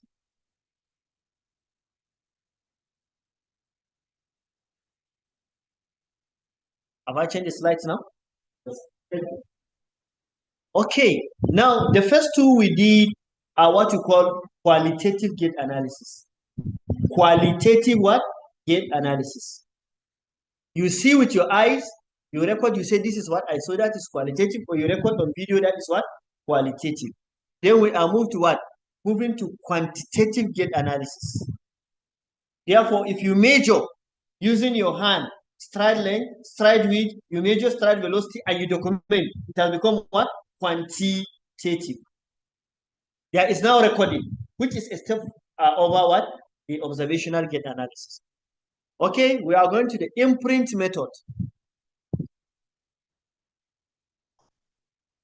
This is the direct measurement of spatiotemporal gait variables from foot imprints. From the footprint, from the marks left by the foot of somebody who is walking, we are going to calculate some gait parameters. Materials required, we may need a talcum powder, we may need a chalk to be able to draw lines on the ground because we need straight lines to be able to calculate stride length, stride width, stride velocity. Or at times we need carbon paper. We may need a walkway of various colored walkway, a paper walkway. Usually in some researches, you see some people using a paper. They'll spread a very long paper for somebody to walk on top. That is a paper walkway. Or various colored inks. At times we use some colored inks that we put on the sole of the feet and somebody walks on the paper. Then they said we need a chair where somebody will sit down before we ask him to start and walking. We need a stopwatch for temporal gait parameters to measure temporal. And then we need meter rulers to be able to measure distances on the ground. And we need mathematical protractor to measure the foot angle. And then we need a 12-meter corridor. But if we are unable to get that one, even if it is 10-meter corridor, we use it. Meaning that, and then we need a flat surface. A surface that is not undulating. If surface is undulating, it's going to affect the gait of the patient. They said footprint impressions, especially on a paper, provide permanent record for foot placement during it and can be used to calculate variety of gait parameters. Like for example, if we use that particular paper, a walkway paper, you can easily fold it. And you can easily go home and do your calculations on it. But if you are using talcum powder, you have to do all the assessments immediately and finish because some breeze and everything is going to distort, what do you call it? the what do you call it, is going to clean up the footprint. Procedure. They said for us to do footprint, which we are going to practicalize it later, we need subject is asked to sit in a chair facing 10-meter walkway. The patient is instructed to stand and walk the way he or she normally walk along the 10-meter walkway. Meaning that when one is doing the gait analysis, the patient is supposed to walk normally the way he normally walks. Not running and not walking fast. He's supposed to walk normally the way he walks. They said talcum powder will be spread on the walkway so their foot impression will be left on the floor as the patient walks. Then they said, 10-meter long paper will be taped to the floor so that the patient walks on it with ink under his feet. You either use talcum paper or talcum powder or use what? A paper walkway. Then they say total time taken to walk across the 10 meters will be recorded using a flying start. Then somebody say, what is a flying start? What we mean by a flying start is usually there is error in assessing gait velocity, where somebody will start walking without reaching the acceleration, or when one is about to finish, you would decelerate small. If you want to take the what do you call it, the 10-meter distance accurately, usually we take, let's say, 14 meters. When somebody sits, there will be 2 meters between him and the starting point. As somebody starts to walk, immediately his leg crosses the starting point, that is when you start. Then when he reaches the 10 meters, what do you call it, at 12 meters line, that is exactly 10 meters, you stop before he decelerates. It removes the error of acceleration and deceleration. That is the flying start. Then measurement of spatial or distance parameters. Here we are not going to define stride length again. We are only going to define the way it's taken. They say stride length is the linear distance from the heel strike of one foot to the heel strike of the next successive step of the same leg. Therefore, let me go to the video. Let me go to a picture here. We have here. Look at our stride length. Can we see it? The stride length, you can see an arrow here that is a very thick blue arrow. Is the distance, look at it, is the distance from line 1 to line 3. Look at the right leg. The first, what do you call it?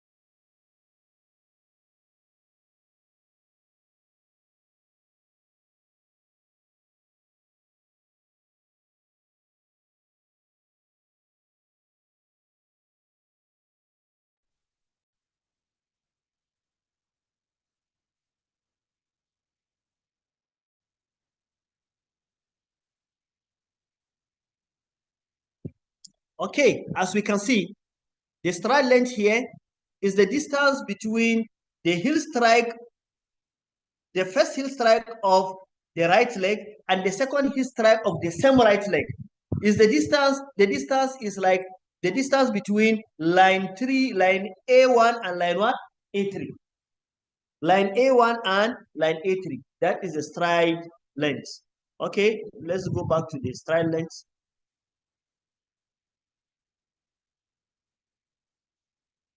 Okay, you can see in the second in the second bullet where I use a tick bullet. They say stride length is the linear distance between A1 and A3. You have seen it on the picture. This distance between line A1 and A3. Then step length. They say this is the measurement of distance of the heel strike of one foot, that is the left foot, that is line 2, and the heel strike of the successive step of the opposite foot, that is the right foot, line 3. We are going to look at it again. The heel strike of one leg, the distance between the heel strike of one leg, left leg, and the heel strike of another leg, right leg. not the same leg now. Distance between left and right heel strikes. Therefore, in this particular picture, we said the distance between the left foot, line 2, and what? Heel strike of the right foot, line 3. Then look at it. Look at the heel strike of the left foot, line 2, and heel strike of what? Right foot, line 3. The distance, look at it. I have named it step length, and I use thick blue to define it. Step length is the distance between the heel strike of the left leg and the heel strike of what? The right leg. We can easily calculate this one. Then the next is step width. Step width. In the method I am using, we use 2 measurements to get the step length. Okay, to get the step width. They say step width, or what we call stride width, is the transverse linear distance between point on 2 successive feet. Is the transverse linear distance between what do you call it? Point on 2 successive feet. Okay, let me show you on this picture. Look at where we wrote step width. You can see the last what do you call it, strike by the left leg, and the last strike by the right leg. There is a distance between them. That distance is what you call what? Step width. The distance between the last step on the left and the last step on the right. You can see it written in green. Step width. That is the step width. But then how do we now calculate step width? It's easy. Look at it. You can see the distance we call L here. From the big toe of the right leg to the edge of the paper. And then look at another one. From the big toe of the left leg to the edge of the paper, we call D. Therefore, when you have distance L from the edge of the paper to the tip of the toe, and distance D from the edge of the paper to tip of another toe, when you say this distance L minus distance D will give you toe-to-toe step width. Toe-to-toe step width. Then we now have another distance, heel-to-heel step width. The distance X is from the heel of the right leg to the edge of the paper, and you have another distance O from the heel of the left leg to the edge of the paper. When we say distance X minus distance O will give you what? Will give you the step width, but heel to heel step width. Then we now said we take average. The average of heel to heel step width and the average of toe to toe what? Step width. If we get toe to toe step width plus heel to heel what? Step width, we divide by 2. The average will give us the step width. But there are some individuals that do something. Let me go back to the first picture, please. I'm going to show you something.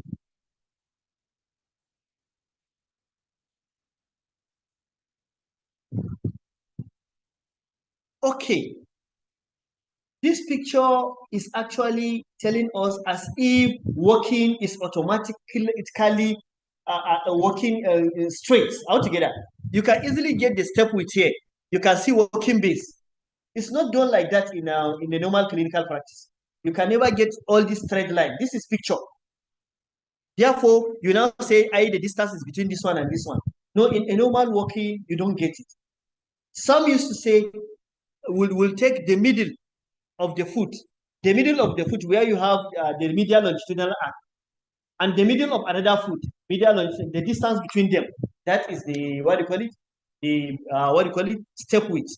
If you do that, it's okay. But what we do here in my own, mode of assessment, I take heel to heel step width and what? Toe to toe step width. I then take the average of them. Yes, but in this case, one can easily say, look at the middle where you have that particular depression, the medial longitudinal arc. You can take the measurement, the distance between the two. You draw a line from that place, draw a line, and the distance between the two is what? The step width. But the best way to do it is we have toe-to-toe, difference in toe-to-toe, because if you take the difference between this one, it will give you the distance between them. Is that also? The heel-to-heel distance and toe-to-toe distance will give you the step width. Okay, the next is the foot angle. Remember, we have explained the foot angle in our last, what do you call it, picture. Here, the foot angle, they said the long axis is drawn through the apex of the middle toe and the midpoint of the heel. Okay, this is what they mean. Look at the long axis here.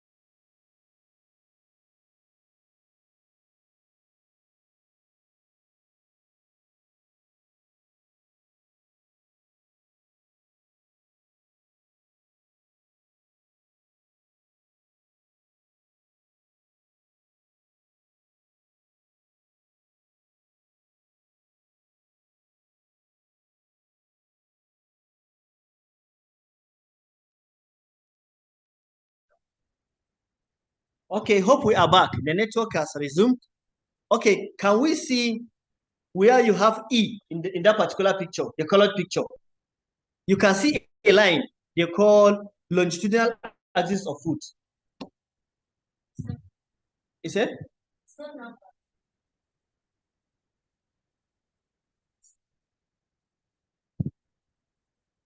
Okay. Okay, you can see a line. Apart from the thick, what do you call it, perpendicular line, the straight line, you can see a line that we call line E, longitudinal axis of foot. Remember in the description, we are drawn to draw this line from the second toe, not the big toe. From the second toe, that will intersect with our line of progression. You can see it even in the other picture, the one with black. You can see the line that is drawn in between the second and third toe. Go to what? To the base of the foot. And you can see another line that is very straight. You can see angle is formed in between them. Are we together? Are we together? Yes. You can see when one is walking, the line that is straight is the line of progression. We are facing, that is the place we are going. But another angle is because the foot is not straight. The foot is at an angle. Then we draw a line between the second and third toe, starting counting from the big toe. Then that line will go down to the base of the foot. That the angle formed is the what? The angle of foot. You can see it from the black and white. Go. It's easy, and you can see it from the picture. I think it's clear. Go. So that line is what they call the longitudinal axis. And then look at it. Foot progression line. The thick one, the line that is straight facing up is what you call what? Foot progression line. The angle formed between the slanty line and the foot progression line is the foot angle. Are we together? Then now let's see what we have here. They said a long axis. They said a long axis is drawn through the apex of the middle toe, through the apex of the middle toe, and the middle point of the heel. That line that is slanty. You count your big toe, the second toe, then the top, from the in between the top toe, you draw a line up to the base of the foot. Then they said a horizontal line intersects with the long axis that is drawn perpendicular to the line of progression. Yes. Then they said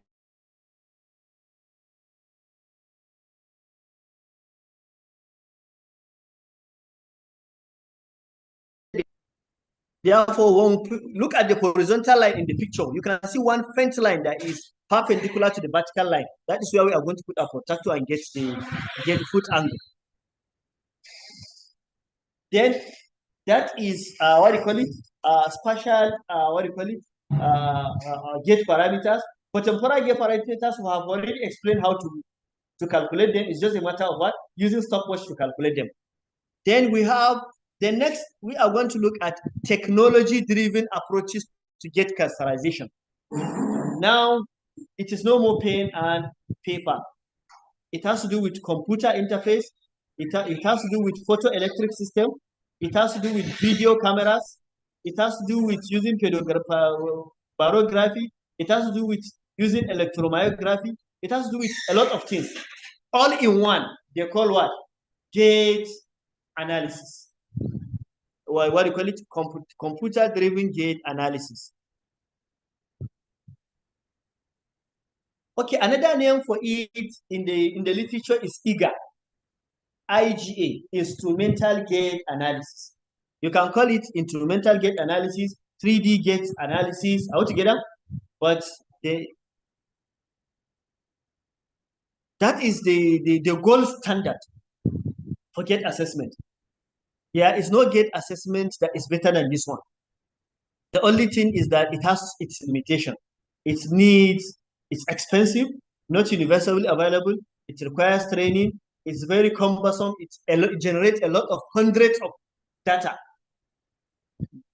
Therefore, let's start. Instrumental gait analysis has the following, or the component. It requires computerized kinematics and kinetics, meaning that you need a computer application that is going to do the measurement of kinematics and kinetics of gait, including spatiotemporal variables to measure stride length, stride width, stride velocity, everything it can do. But you need a computerized application. You need videotaping, meaning that that particular motion laboratory is equipped with what? With what do you call it? Very sensitive, what do you call it? Video recording equipment. It's also fitted with instrumental pathway we call Gait right. We have an instrumental pathway that looks like mat that have transducers under it. These transducers measures what do you call it? The force of what do you call it? Force exerted on the floor. It measures the torque, the moment, everything it measures. Then we have electromyography.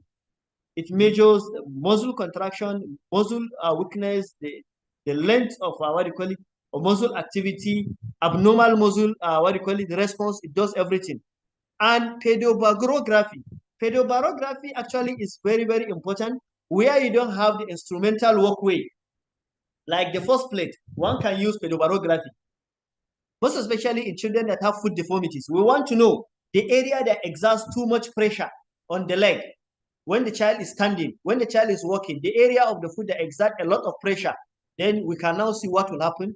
So just use what do you call it, information from what do you call it, from the pressure exerted by the base of foot in the clinical gait analysis. They said this instrumental gait analysis is a three-dimensional gait analysis in which computer tracks several sensors at once. Therefore, you apply some sensors. We are going to look at what we call the marker-based and markerless gait analysis. In marker-based gait analysis, you apply some sensors on the patient's skin. There is a computer that would actually capture all the images.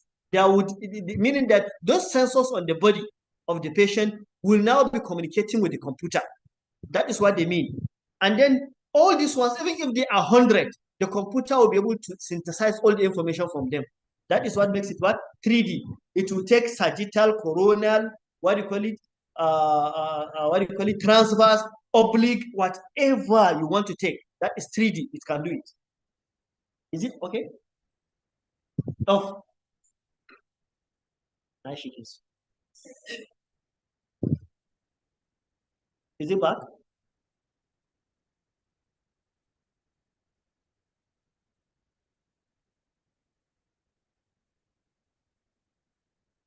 Hmm? Yes, I can continue, but the audience. Okay, the next is it can take our information from sagittal plane, from frontal plane, from transverse plane, from oblique rotations, everything. That is what makes it 3D. It is the gold standard for gait assessment.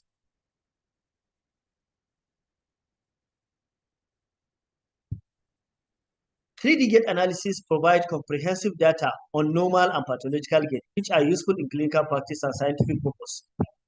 Therefore, when you are looking at scientific purpose, you want to do gait analysis that will be published in A1 journals. Then you need, what do you call it? You have to go to a motion laboratory where you have 3D gait analysis. It provides object information on kinetics, kinematics, spatiotemporal data. Instrumental gait analysis undertaken by specialist multidisciplinary team, meaning that it's not enough. If you want to use instrumental gait analysis, you need these people.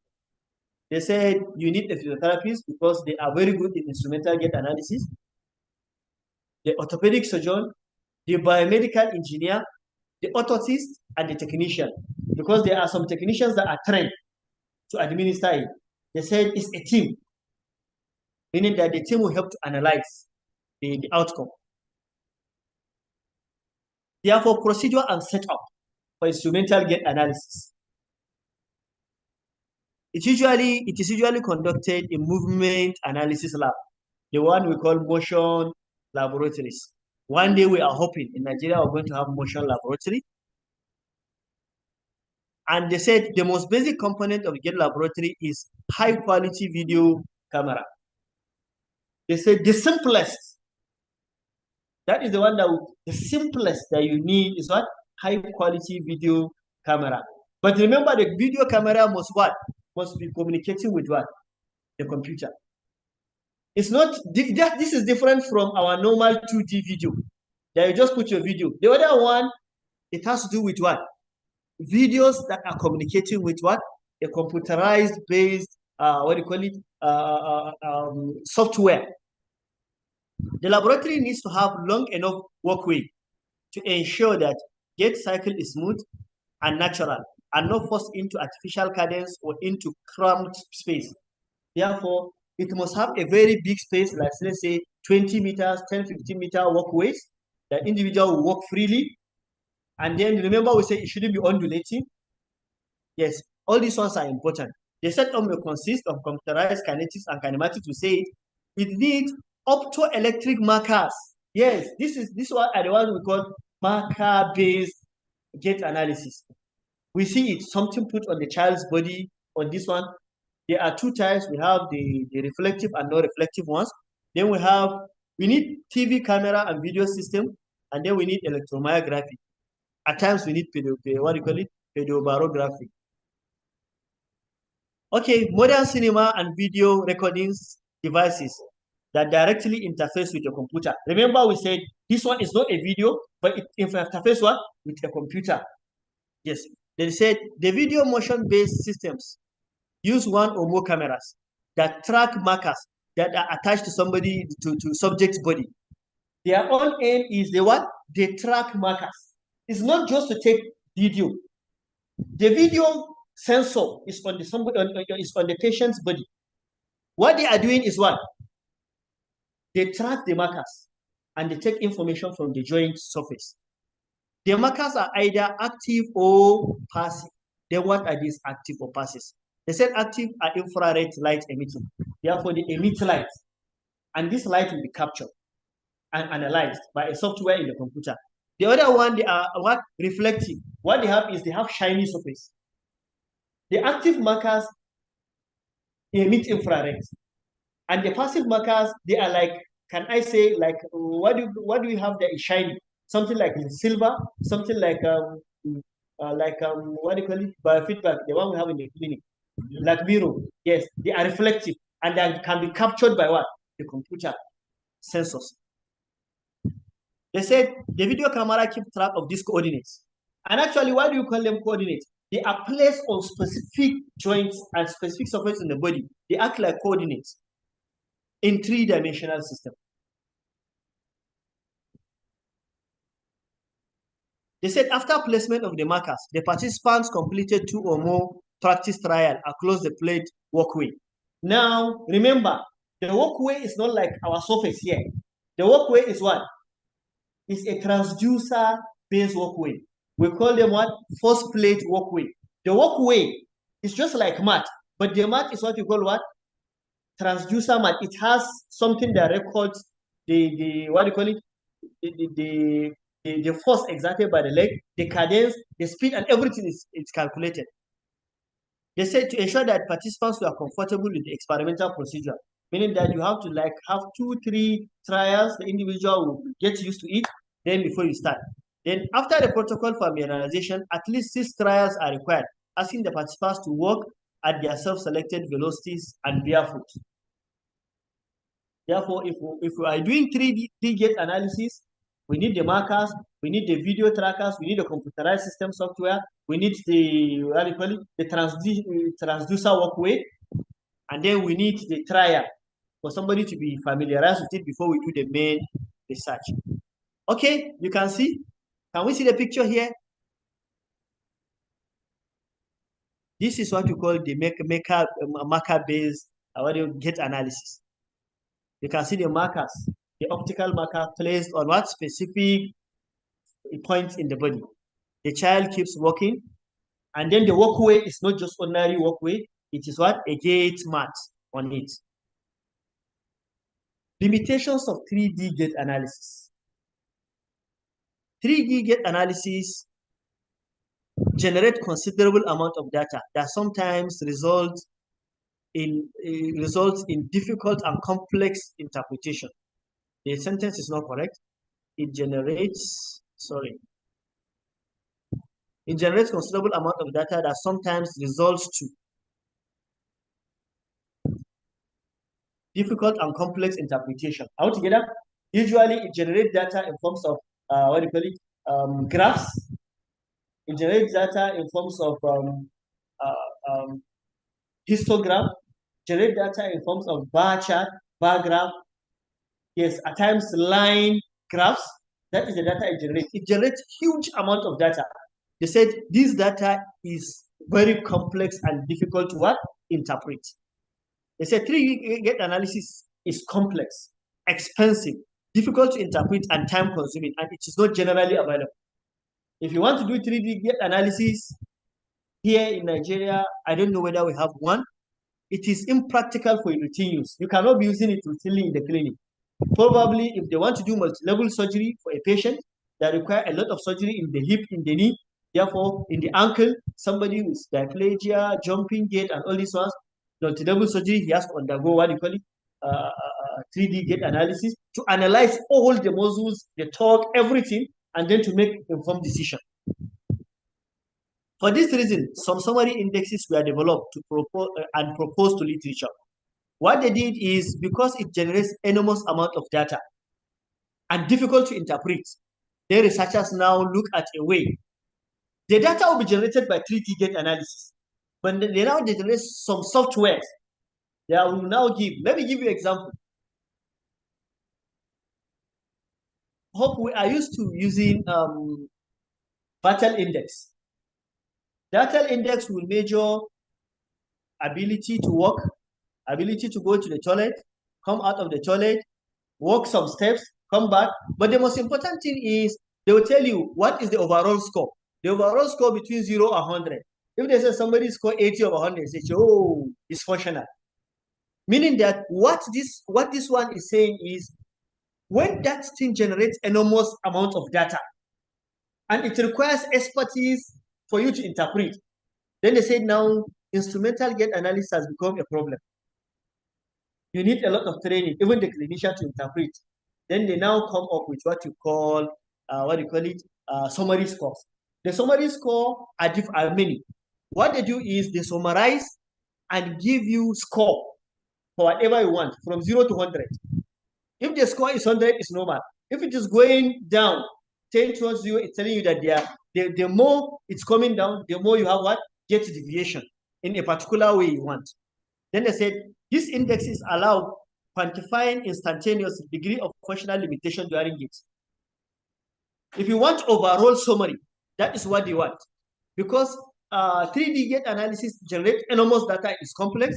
Therefore, they come up with this in order to generate simple summary of what the result is. Gait summary indices. These are the ones we are going to discuss next. I think this is 1 o'clock. We are going to observe prayer and come back. Thank you very much.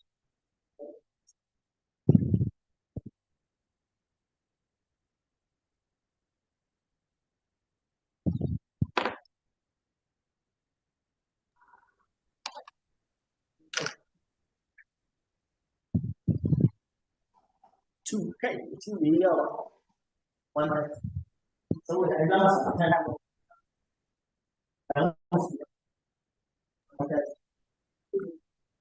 one kan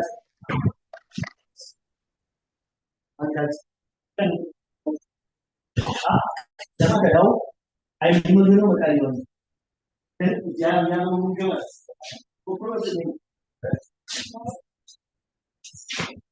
shi amfani wanda yanzu ba gram in kana magana ji da analysis ya sani ya what is the component of the analysis abubuwa ne da yawa so da ai shi da analysis gaba ɗaya fa lab ake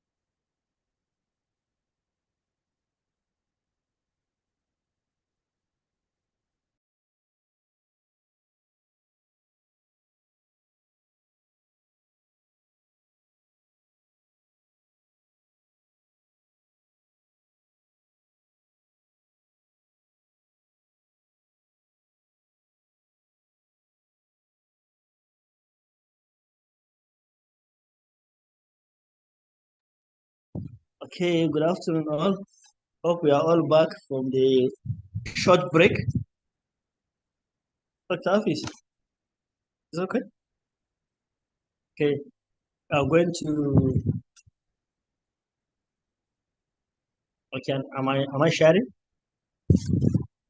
Yes, I'm sharing. Okay, we are going to continue from where we stopped. Remember before these slides, we are discussing that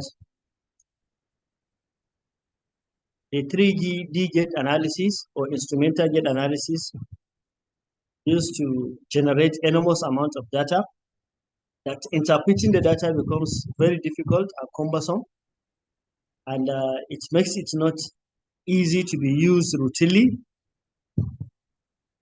The researchers now come up with what we call summary indexes in order to be able to quantify the degree of deviation using a summary index.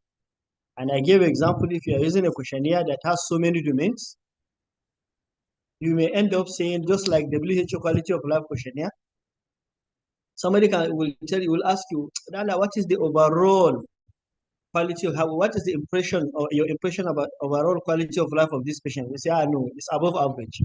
Oh, the quality of life is good. Oh, he has poor quality of life. That is what they are saying. These summary scores, they are actually generated from the data obtained from the 3D gait analysis. But the aim is for us to generate a simple score that will give impression about the gait performance of the patient.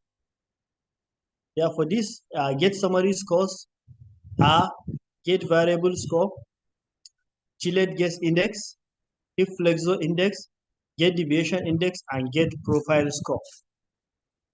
Okay, let's start with the first one. We have the gait profile score.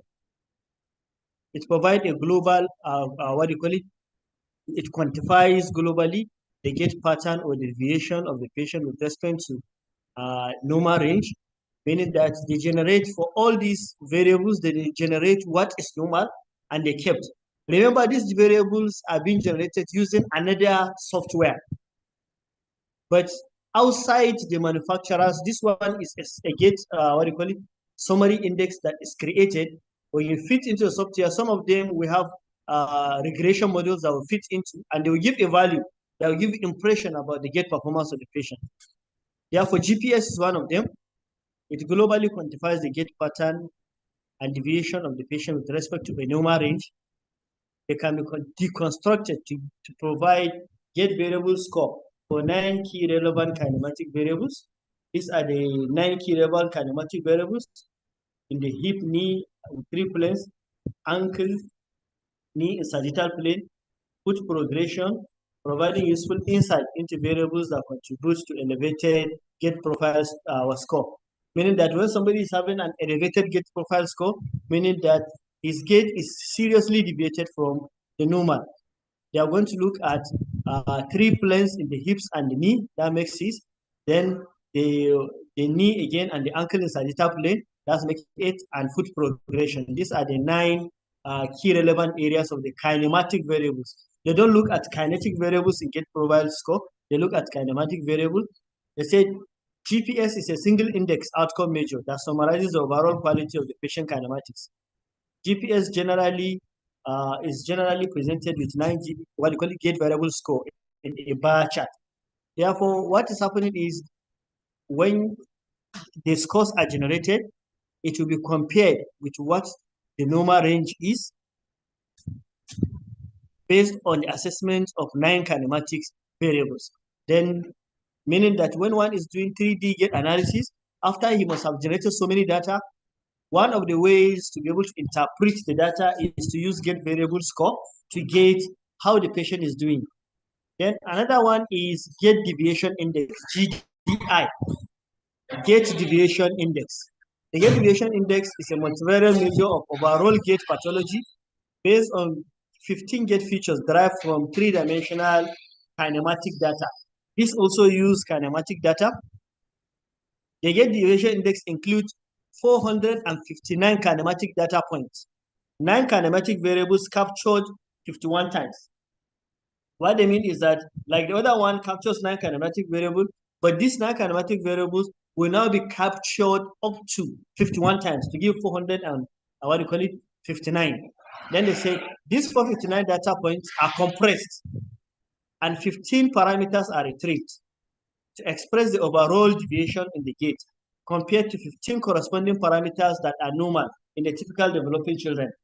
What they mean is that just like the other variable gait profile score, we are going to capture 15, 9 kinematic variables, but each one of them will be captured 15 times, 51 times. It will generate like 459 data for kinematic variables. Then this software is going to compress this to 15, parameters to express the deviation. Then it will now be compared to another 15 parameters that will be generated, that has already been generated from a normally developing children. Then it will now give impression of the overall deviation. Okay. Then they said GDI provides numerical value that expresses the overall gait pathology ranges from 0 to 100. Yes, in GDI, when you have a score of 100, no pathology. When you have a score of 100, there is extreme pathology. Therefore, when one drops from 100 to 90, meaning that there is one deviation. 100 to 80, there is 2 deviations. 100 to 70, there is 3 deviations. That is what they mean. Every 10-point decrease in GDI corresponds to 1 standard deviation from the mean of healthy individuals. Therefore, in other words, the GDI decreases with increased severity of what? CP. Therefore, when the child is having serious deviation of gait, the GDI point will keep what? Dropping. As he is improving, the GDI point will what? Be increasing. Therefore, these are the summary score. The summary score, because this particular 3D gait analysis, what they do is they generate enormous amount of data, graphs, and everything. You can see 9 kinematics are being captured 51 times, each one of them, generating around 400 and something data. Therefore, they have to get a software with a predetermined code in it that will now come up with a score that will give you a better impression of what the child is, the performance of the gait of the child. The GDI module captures kinematic components of the gait and utilizes pattern recognition to compare average deviation from the control group.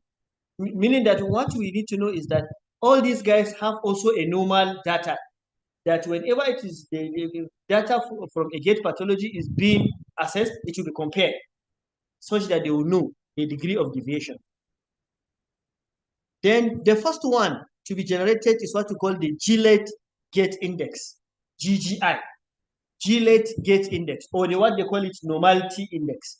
The same thing, this can also be what is generated is compared to what is normal. They said the first index that characterizes patient's gait in a global sense with a widespread clinical acceptance, meaning that it's very acceptable clinically. They said it uses multivariate statistical methods to quantify the extent to which patients get deviate from what? Unimpaired or control group. They said NI, that is the normality index, is computed using principal component analysis applied to 16, 3D gait analysis variables, in particular, spatial, temporal, and spatial gait parameter. What they are saying here is, remember, the first two we discussed, they use kinematic variables that has to do with joint movements, flexion, extension, rotation, and the rest. But this guy is using what? Spatial, temporal, stride length, stride width, stride velocity. What he calculated overall, then compared what is what? Normal. It will now give an overall score. That is a normality index. And then remember, these ones are softwares. They have machines. After this one has collected, another one. It will now be fetched into this one to give overall score rather than giving you 150 slides. How do you get the information? That is why they said. The results from 3D gait analysis is cumbersome. That is why they come up with what? Summary scores. These are the summary scores.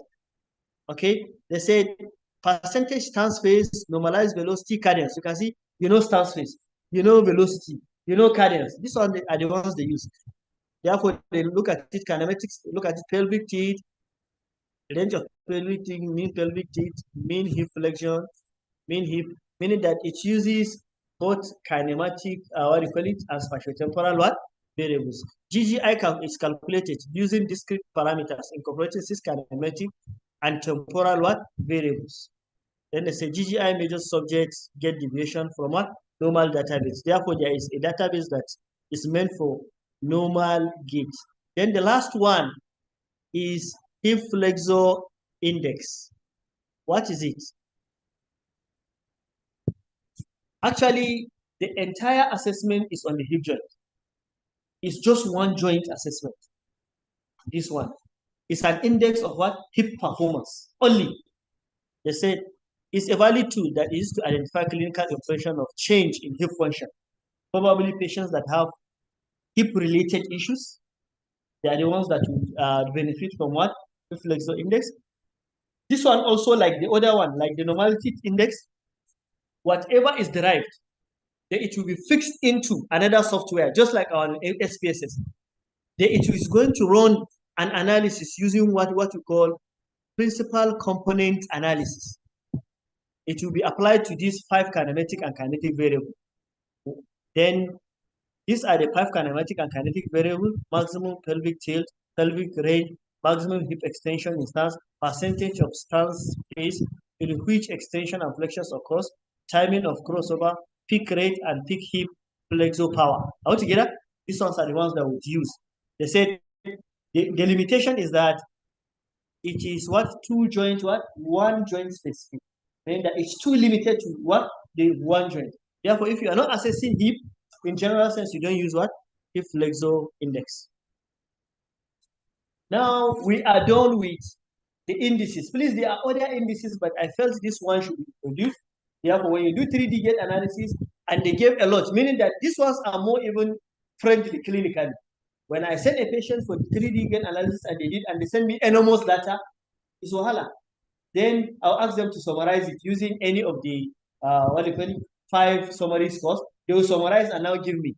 Yes, it's better somebody coming with the WHO quality of life. I begin to give him in the environmental domain, his studies, in physical domain, in psychological domain. No, give him the overall. What is there?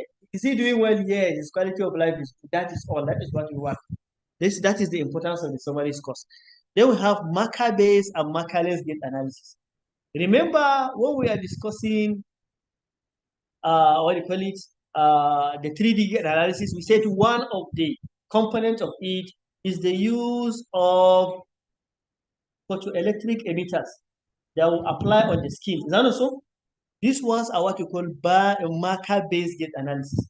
You use some photoelectric emitters. Some of them emit infrared. Some of them are shiny surfaces in which there is a camera that captures the trajectory of those markers. Is that know what to say? Yes. Then what are these marker-based, 3D gait analysis? Meaning that any 3D gait analysis that applies something on the skin of the patient to be captured by a computer to analyze kinematic and kinetic gait analysis, it is called what? Marker-based clinical gait analysis. The one that did not use markers, what it does, it uses most especially videos, high-sensitive videos, and then it also uses force platform, where the child works on the platform to generate ground reaction, moments, and everything. Is called what? Markerless. The one that uses marker is called what? Marker-based. The one that does not use marker is called what? Markerless. Okay, marker-based optical capture system are well recognized to be an effective technique for obtaining 3D kinematic movement data. The marker-based gait analysis uses either active light emitting, we have discussed this before, and passive, retro-reflective spherical skin markers of 4 to 25 mm in diameter. Therefore, usually they are 4 to 25 days. May not be big. If they are big, they may impede joint movement. They said these mainly consist of transmitting or receiving bar containing infrared light. Example, photoelectric system. The ones in the market, we have what they call optogate. There's what they call microgate. It depends on the company.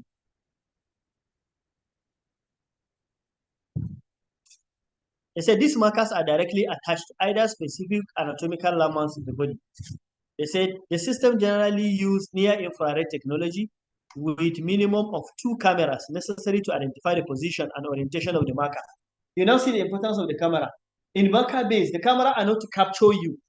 They are to capture the motion. They are oriented to capture information being sent by what? The infrared on these markers.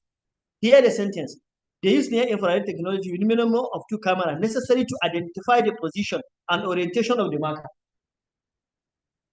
And it's a bit different from our normal video. Therefore, that is why we say in 3D, they are communicating with computer. They are not just taking, but they are what? Communicating with computer. They said the presence of electric technique, they said are able to measure human movement sampling at the speed more than 1,000 hertz with spatial resolution of up to 1 mm. What they mean is that in our normal gait analysis, when you are using only video, when you are running fast, it will be wahala. Even in the slow motion, it will not be easy. But these guys, no matter how fast you move, the 3D gait analysis will capture everything. They said these modern technologies enable detailed analysis of high-speed motion with high reliability. If you are moving slowly, your camera can only do it. But if you are doing high-speed motion, most especially in children, that their movement can be unpredictably so fast, this is the best. Okay. Okay, we still give the picture. You can see the reflective markers on the anatomical landmarks of the body. You can see on the neck, around the, what do you call it? Around the neck, around the, what do you call it? Vertebral prominence of the neck. You can see the 2 at the sacrum. You can see each of them is placed on an anatomical space. Okay. Now, what are the limitations of this marker-based, what do you call it, gait analysis? There are some limitations of this marker-based analysis. The one is placing them on the skin, present with soft tissue artifacts. Do you know what we mean by artifacts? Okay, let me give you an example. When you take X-ray, and then there is nail, or you take MRI, there is nail in your body, it will splash light in the picture. We call it artifact. Therefore, it's like when they are walking, most especially for those that are very heavy, what happens is some movement will distort the recording.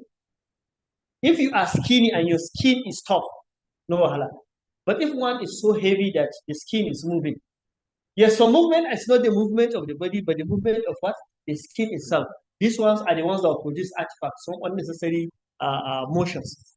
2, they say misplacement of surface marker can lead to substantial errors regarding the prediction of joint centers. Therefore, it can be misplaced. It can even fall off. And also, these are one of the disadvantages of it.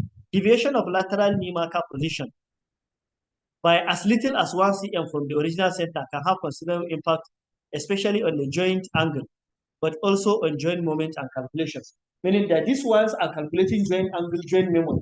Therefore, what they said, if it is misplaced, even if it is 1 cm, it's never going to take accurate measurement. Now, the next is what we call the markerless. The markerless ones are the ones that they don't use photoelectric, emitters in the body. Yes, what they use is they mainly use, Gait right, the foot mat. They said, in the vast field of markerless motion capture, flow-based sensor system presents easy to handle technique. They are just like mats. The way you just roll your mat, somebody will just walk on it. They are markerless. Gait mat, example, we have Gait right. I think it's very popular. Gait right, Gait mat consists of long strip of walking surface that has in it embedded an array of switches running along the length and width of the mat. As subjects work on the mat, the switches close and open, allowing the computer to calculate the timing of each switch. Therefore, it will calculate the timing. Okay, this is the time. Before this other one, you can easily calculate the velocity. You can easily calculate the pressure. You can easily calculate everything.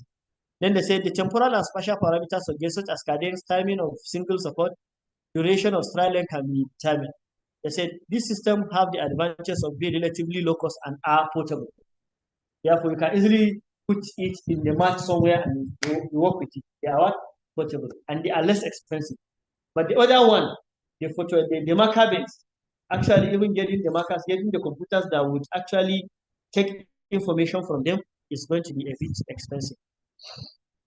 Okay, then we have example of markerless. We have the flow wake system of embedded sensor scope, data on ground reaction forces, meaning that they are telling you what they do. They can also take data on ground reaction forces, moment and powers of each joint. Yes, another name for them, some use the name for them force plates. Some use gate mats. Some use whatever it is, but it's something you work on them. Go. Example, we have the gate right, walk weight TM, stride weight TM. Okay, now dynamic electromyography. Now, what is the function of electromyography? Please, electromyography is a component, an integral component of 3D gait analysis. It spots weakness, inactive activity in muscles, or activity of the muscle, or fasciculations, telling you that this muscle is diseased muscle. Altogether, it is going to give impression about the pathology of the muscle, about hyperactivity of the muscle, about the way the muscle contract and relax, or about inactivity of the muscles to relax, about weakness of the muscle. They give information. Remember, 3D gait analysis will give you, I told you, a lot of information. Therefore, this information will be synthesized, most especially if the patient is to undergo, most especially what? Surgery, multi-level surgery, where so many group of muscles will be transferred. So many group of muscles will be, some what do you call it? Some bones will be excited, osteotomies.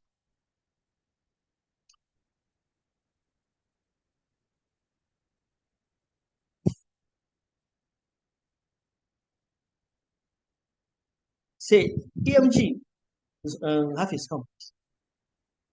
Sorry, 1 minute.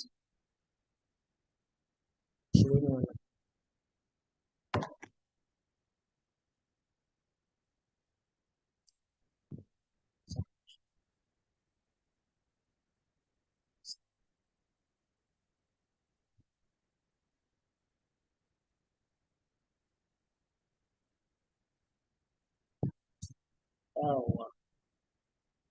They say EMG is electrical signal associated with muscular contraction, which captures muscle activity and provides insight to what? Into gait abnormality. Therefore, what we are saying is it does not give deviation from gait. No. What it gives information about what? Muscle activity. I remember there is a slide where I show a table that gives the activity of each muscle during the gait cycle. Therefore, what they are saying is during gait cycle, this is also going to pick the activity of each of the muscles during gait cycle. EMG data reveals characteristics pattern of neural activation of each involved muscle in terms of the onset of timing, burst duration, and level of activation, whether it is activated or not even activated. It provides information about timing and intensity of muscle contraction. Does the contraction start immediately? Does it start late? And then is the contraction strong? Does it start and then go back? Then such information indicates whether muscle is contracting in the correct order, that is basic, at the right time or in the appropriate way. They said basic muscle activity, tone, continuous and tonic muscle contraction, or no muscle activity can be recorded and help to decide whether the muscle is suitable for transplantation. Because in surgeries, at times, most especially at times in orthopedic surgeries, there are some muscles that have to be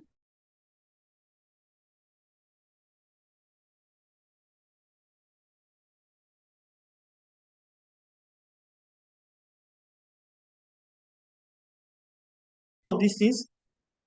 can be used to guide whether a muscle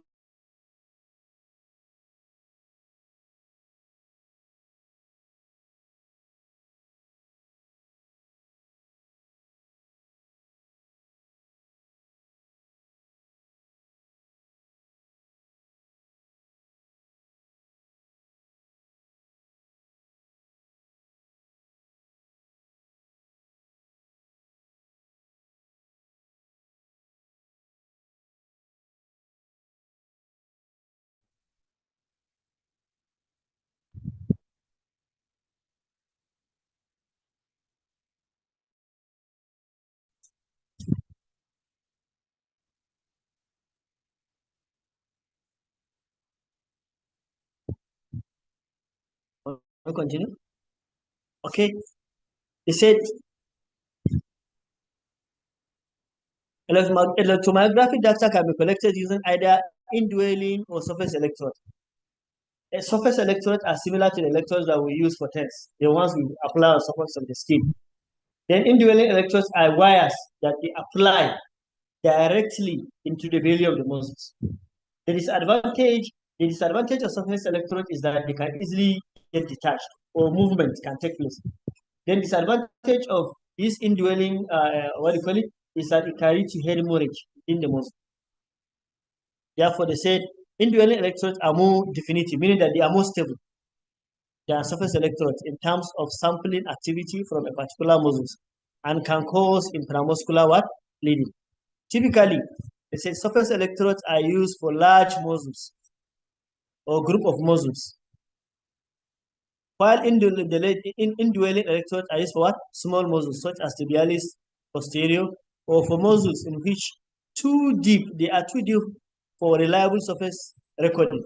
Therefore, when you have a muscle that is too deep, therefore, when you apply electrodes on top, it's going to pick the superficial muscles. It's better when you use what? Needle electrode to pick the muscle. But remember, it has disadvantage, it can cause bleeding muscularly. Surface electrodes is not as sensitive as what? In picking, what do you call it? A recording activity than the indwelling electrodes. Okay, the next is we have talked, what do you call it, about electromyography. It's also a component of what? 3D gait analysis. In some gait analysis, you may find no electromyography, but you may have marker-based system. In some, you may have markerless system and electromyography.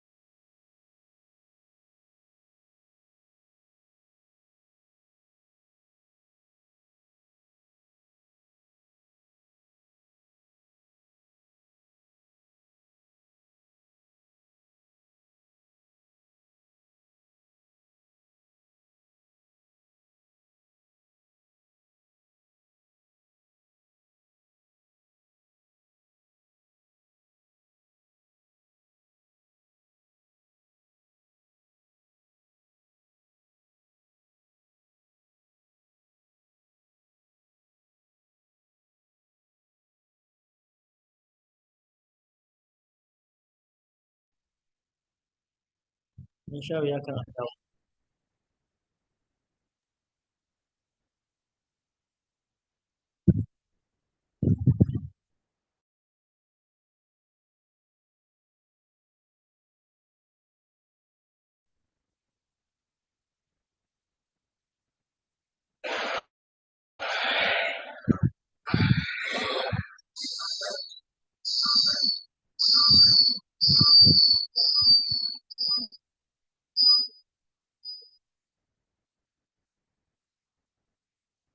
Okay, we are welcome back.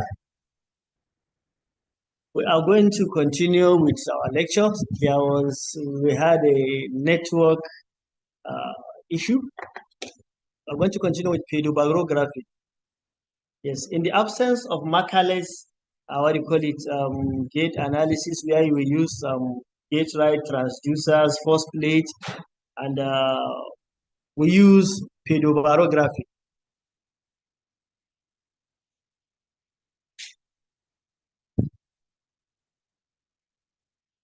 It's a non-invasive portable tool that provides information about foot-soil interaction and gait deviations.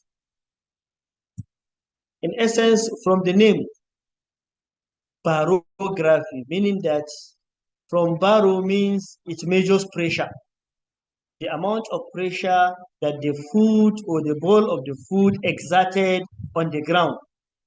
That is why they said it provides information about foot soil or foot ground interaction. Therefore, when there is pressure much on the lateral aspect of the heel, like for a child that is having phase varus, like a CP child may have phase varus working on lateral aspect of the foot, it will show. Like pes equinox working on the metatarsals, it will show. Like in the diplegic patient having what do you call it, phase valgus, it will show. Then they said dynamic pedobarography measures change in plantar pressure distribution throughout the stance phase of the gait. Therefore, as the patient is walking, it will now be detecting the pressure that is exerted by each part of the foot. Therefore, there may be around the toes, there may be around the heel, on the lateral margin. Yes, all this will be noted. It is used alongside gait analysis methods. We have said it is part of the complex 3D gait analysis. It can help assess the impact of medical intervention or rehabilitation program or the effects of an orthotic device. Therefore, mostly when a child is wearing an orthotic device and they use pedobarography to see whether he is bearing weight equally on the leg. Therefore, in this one, there are also two types. We have the one that is like the gait right, is pedobarography, somebody will just walk on it. There is another one that is called insole. Yes, the pedobarography will now be applied, attached to the legs. The child will be working with it is like a sensor that is attached to the leg.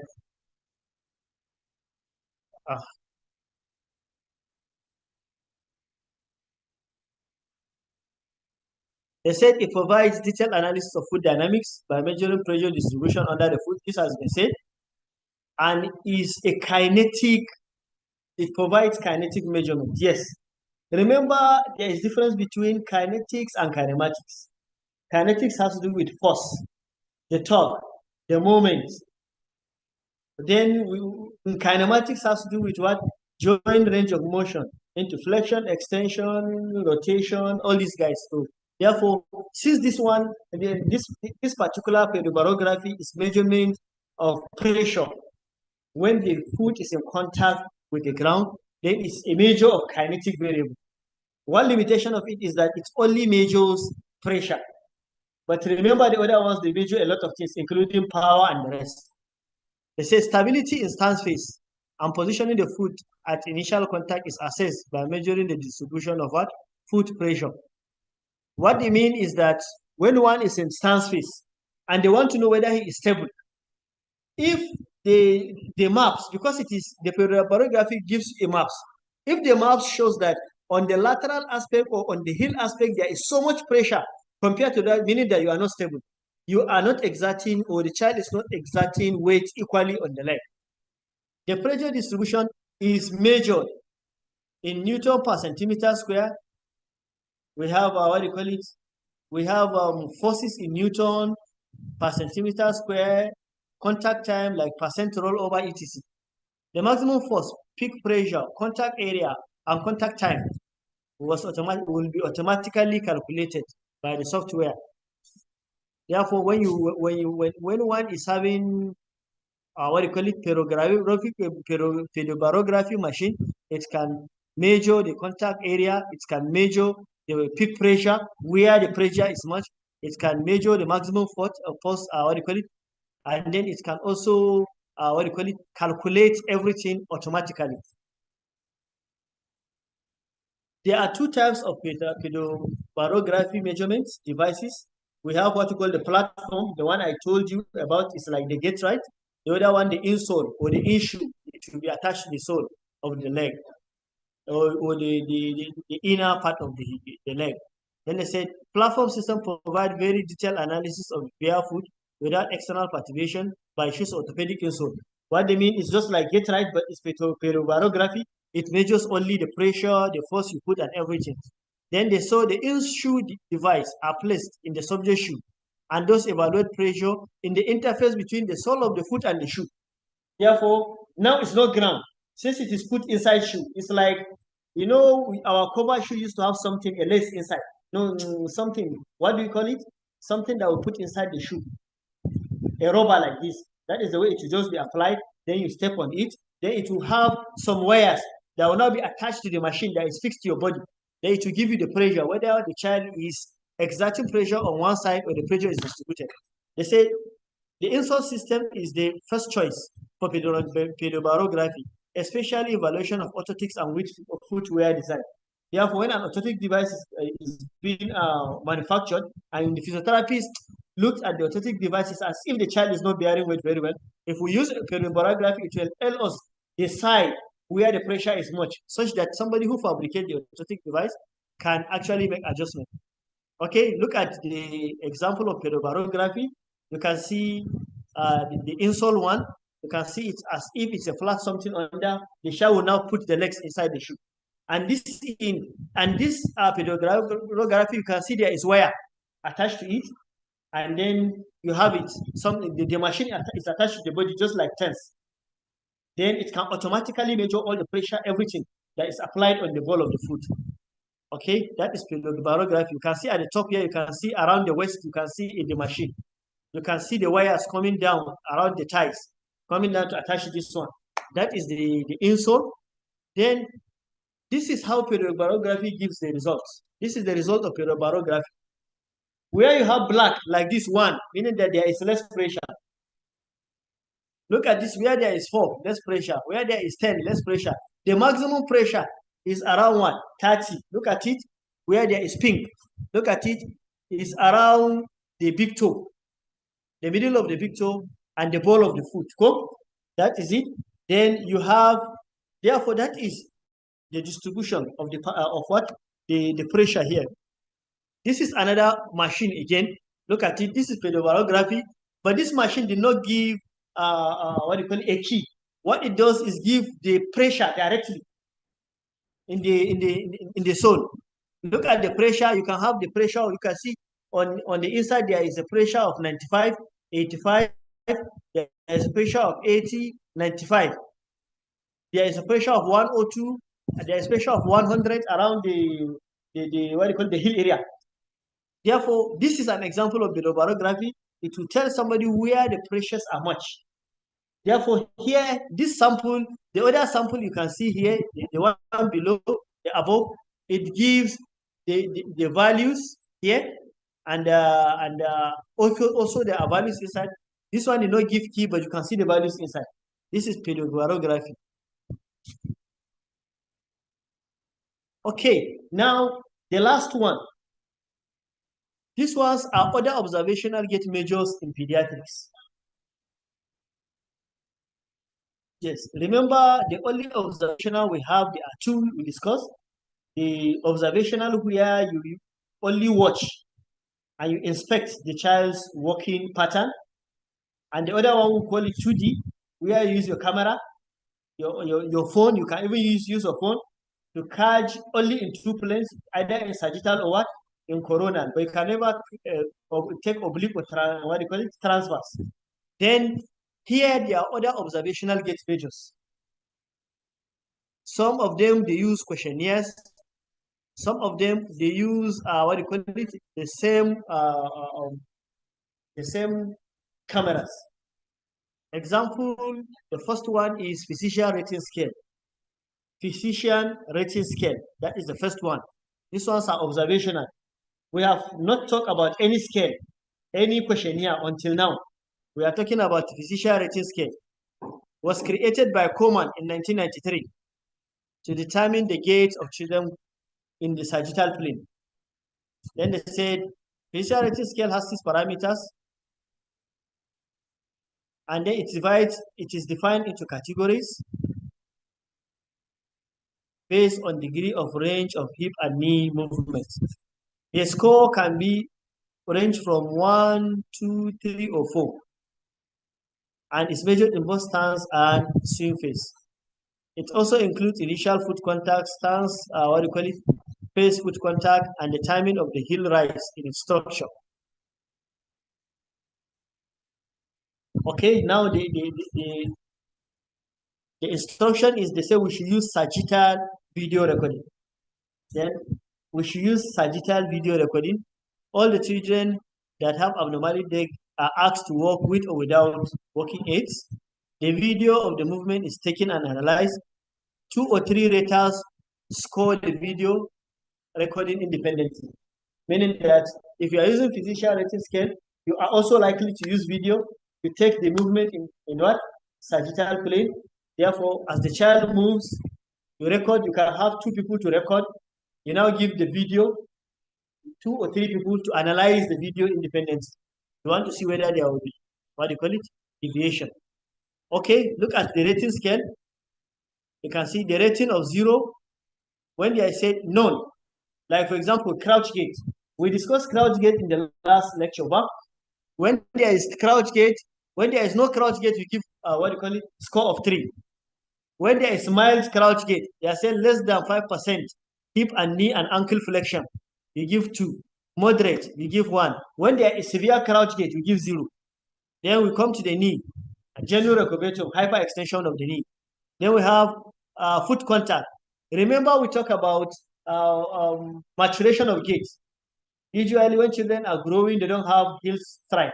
They only go on foot flat.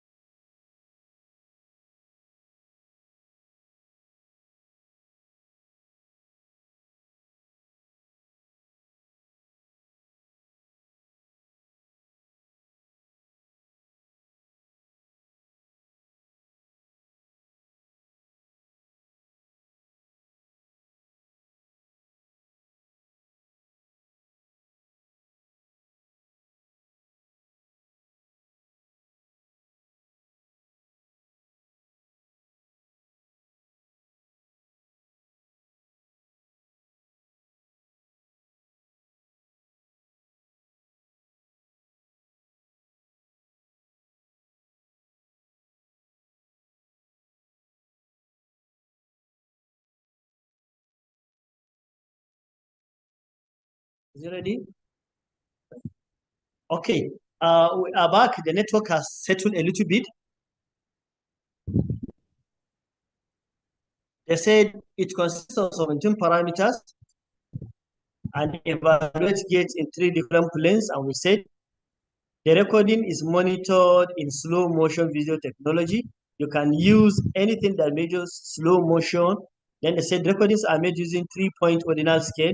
0 when it is normal, moderate deviation we give 1, and max deviation we give what? 2. Then they said the maximum score for 17 will be 34. Because they are 17, therefore if each one gets 17, 2, it should be 34. Then if each one gets 0, it should be what? 0. Meaning that the range is from 0 to what? 34. Then, now, I think for you to be able to appreciate this,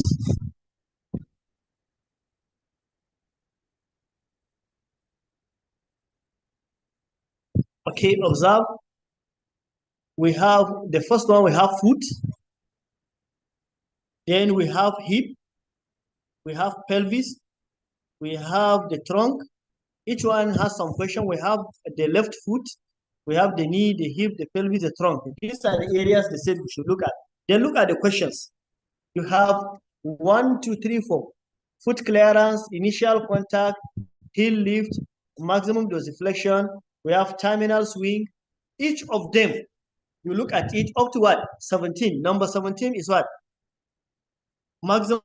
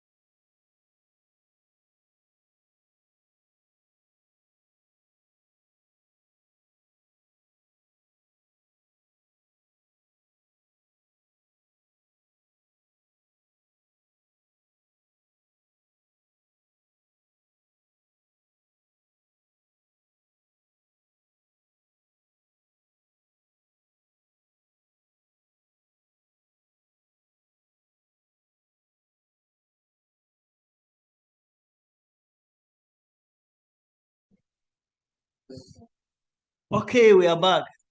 Okay, using the, what do you call it, Edinburgh Gait score, you can see we say we use 17 items. Look at them, count from one up to the other one, we have 17 items.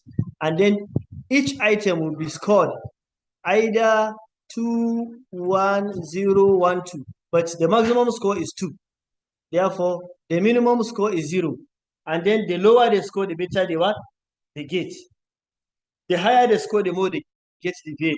And then one good thing with this is it can identify specific area where the gait is what? Having deviation. Like underfoot, we can have feet clearance, initial contact, heel lift, maximum dorsiflexion. Under knee, we have terminal swing, peak stance, knee extension, peak knee flexion, all these guys. Therefore, you can assess. That is why they say you need a slow motion what? Video. They will now be able to record everything. In all the observational ones, this is one. Actually, there are so many researches that shows that this one is more reliable than all other ones. And it's easy to administer if you understand this, the what do you call it? The scoring cheat. That is all. Then we have functional mobility scale. If everyone knew GMFCS, gross motor function classification system, we classify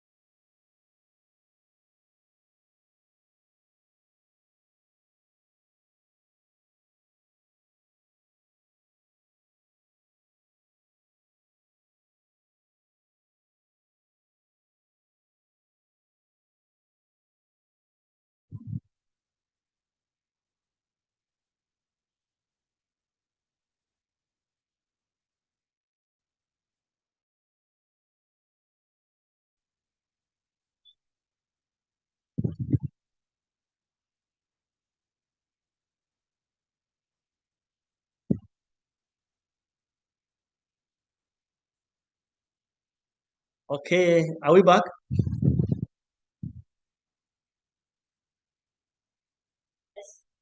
Okay, we have functional mobility scale. We said it measures the functional mobility of children aged 4 to 8 years with cerebral palsy, taking into account assistive device. Then they said it measures what do you call it, what the child does rather than capability, meaning that it tries to be objective, but it does not measure directly. Yes. You can finish it by asking the parents what the child do at home. Can the child move 50 meters? Can the child move to 100, what do you call it, 5 meters, 50 meters, 500 meters?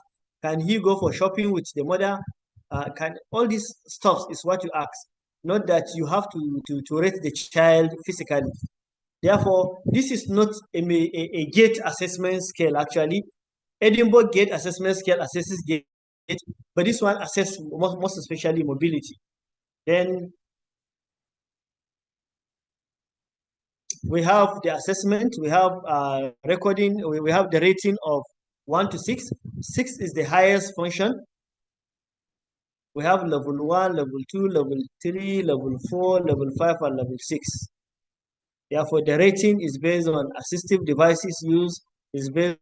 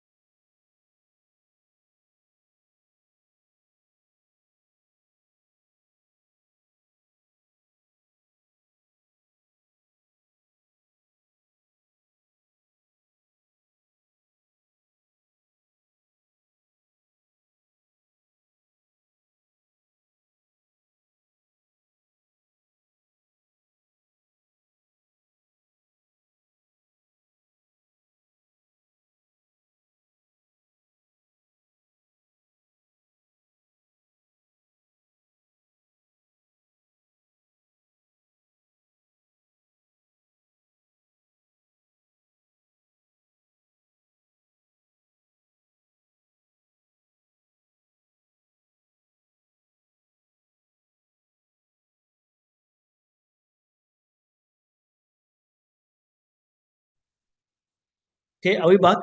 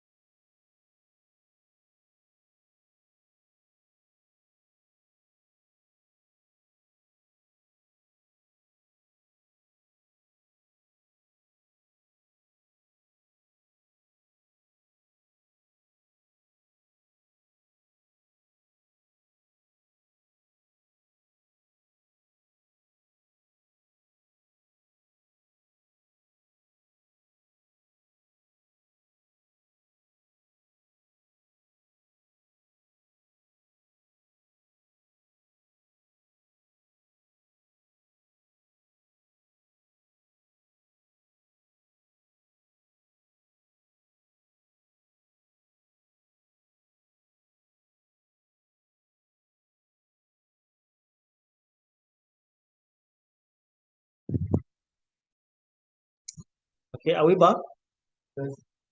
Yes. Therefore, the rating 1 uses wheelchair, stroller, scooter, shopping cart, wagon, whatever it is. But the most important thing, 1 is the least functional. Therefore, they said it does limited shopping, meaning that he does not follow the model up to 5 meters. Then now 2 uses regular front or reverse walker independently without what you call it, help from another person. 3 uses crutches. Remember, this one is using what?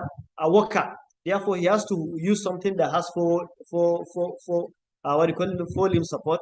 This one uses crutches with 2 bases of support. Then the 4, they say uses 1 crutch or canes or pole. Therefore, this one, the 5th one is independent but has limitation, outside works. Then the 6th one is independent in running and everything.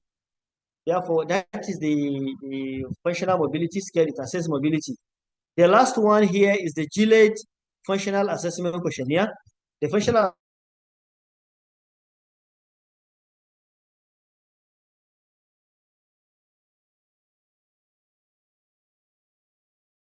mobility scale, what do you call it? 1 is the least and 10 is the highest. The 10 is where the child can walk, run, climb, and do everything. But this one assess mobility. And the other one in the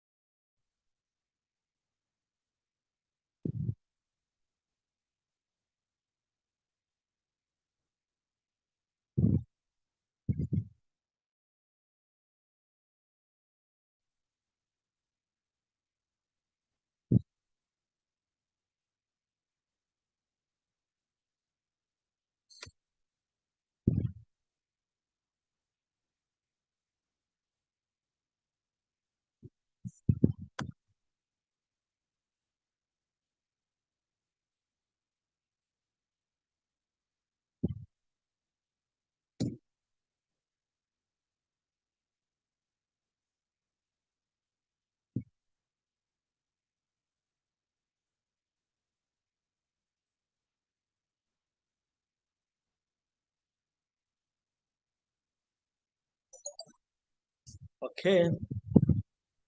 Are we back? Okay, we are going to discuss the last part of this lecture is management of abnormal gait in pediatrics. Therefore, we have introduced some management last week. We discussed, but today we are going to give an overview of the what we are going to give is not detailed management because actually the time will not be enough. Okay, therefore, management of abnormal gait in pediatrics.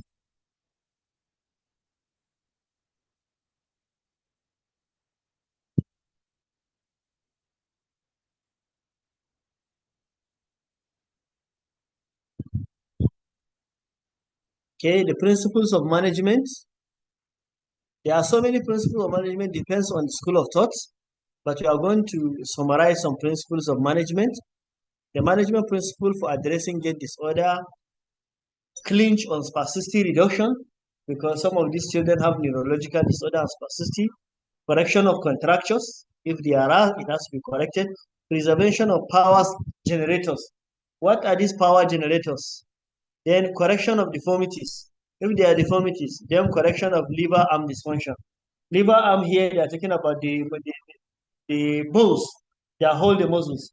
If something is happening to the bone, you have to realign the bone, you have to cut the bone, you have to do something. These are the liver arms. Treatment of gait impairment cut across physiotherapy, orthotic management, and surgical correction. These are the three that are important. Physiotherapy, orthotic management, and surgical correction. Okay, a systematic review by Corsi et al. Has highlighted the following physiotherapy intervention for gait impairment.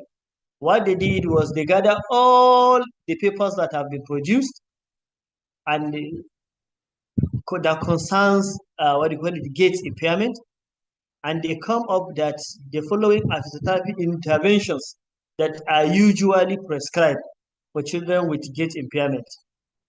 Functional electrical stimulation, transcranial stimulation, most especially with those neurological upper motor neuron, gait training. We have muscular strengthening, meaning that strengthening exercises, vibratory platform training, and serial casting. They are the most important treatment techniques that are being reported by a majority of studies in the systematic review.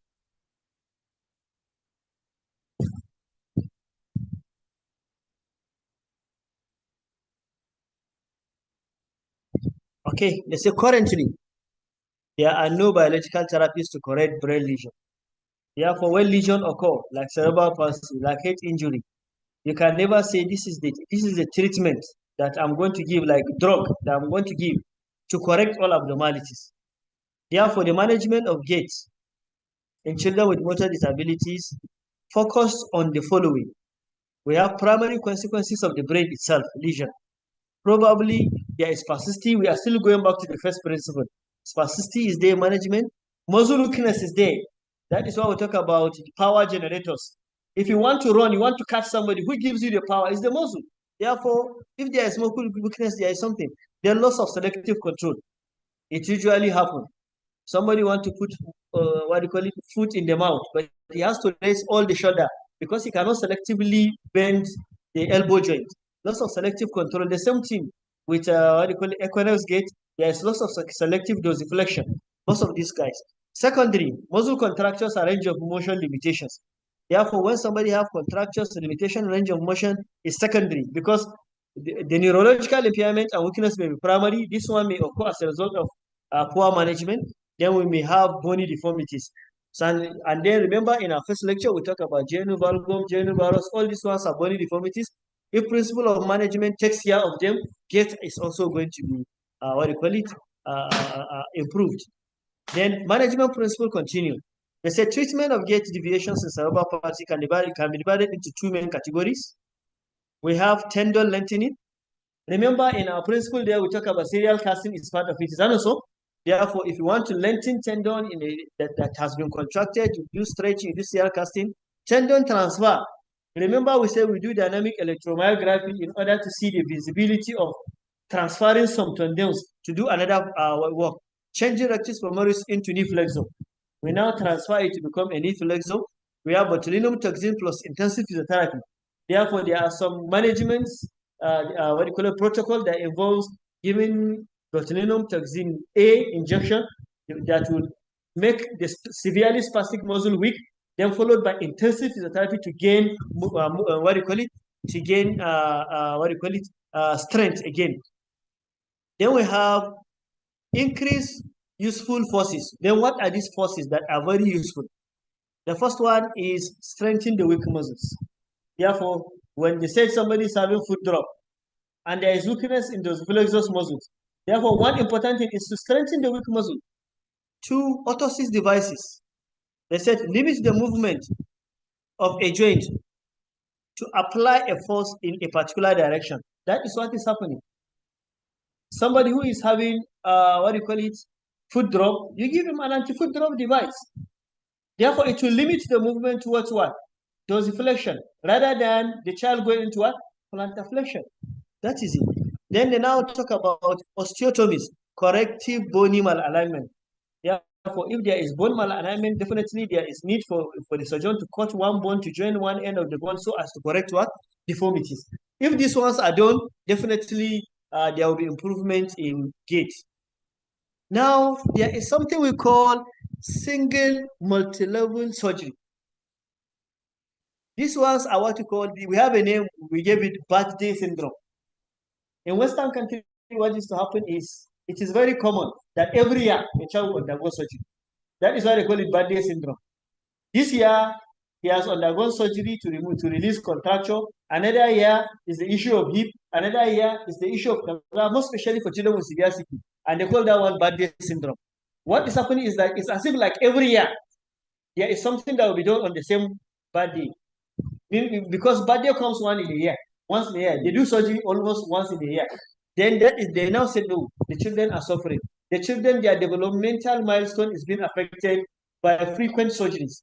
Then they now come up with what they call single event multi-level surgery. Single event. What I mean by single event is one surgery on one day, but multi-level. They can do it at the shoulder, hip, and ankle, but they have to do everything at once. Such that the individual will just do rehabilitation only once, and he will be discharged only once, rather than every year coming for surgery. That is also part of what they do to what do you call it, to improve gait. Most especially in children with in jumping gait, in children with crouch gait, usually they benefit from single what do you call it, event multi-level surgery. Okay, they said a lot of children undergo multiple surgeries procedure once yearly, with ongoing physiotherapy between operations. Therefore, when they do physiotherapy, they will do operation physiotherapy. They say it's monotonous.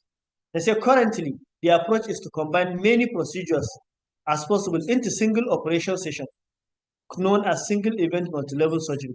The primary advantage of single event multi-level surgery is that the patient must undergo only one hospitalization and one rehabilitation. Then they said, in terms of outcomes, single event multi-level surgery has been shown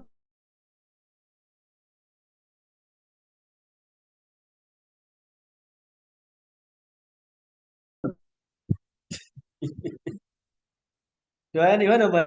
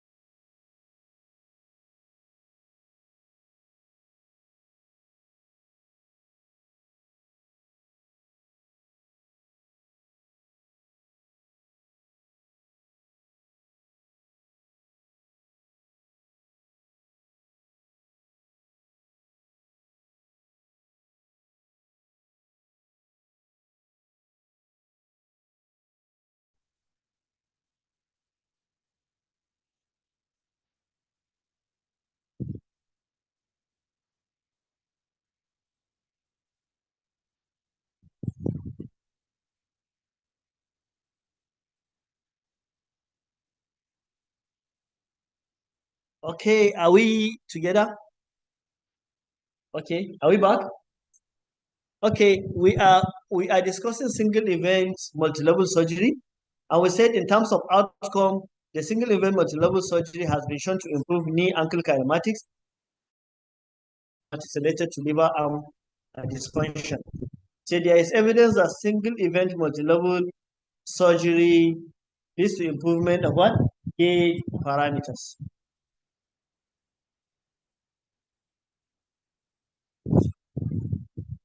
Okay, so now we take one of the gaits. We said antalgic gait. What causes antalgic gait is pain. How do we manage pain? We said treat the underlying cause. We have to find the underlying cause of what? The pain. The second thing is provide analgesia or cryotherapy. If it is acute, provide what? Cryotherapy. If it is chronic, you provide analgesia. Provide assistive device, crutches or cane, to relieve some weight while you manage the patient in the contralateral arm. That is antalgic gait. The second thing is LLD, limb length discrepancy, is one of the causes of what? Abnormal gait.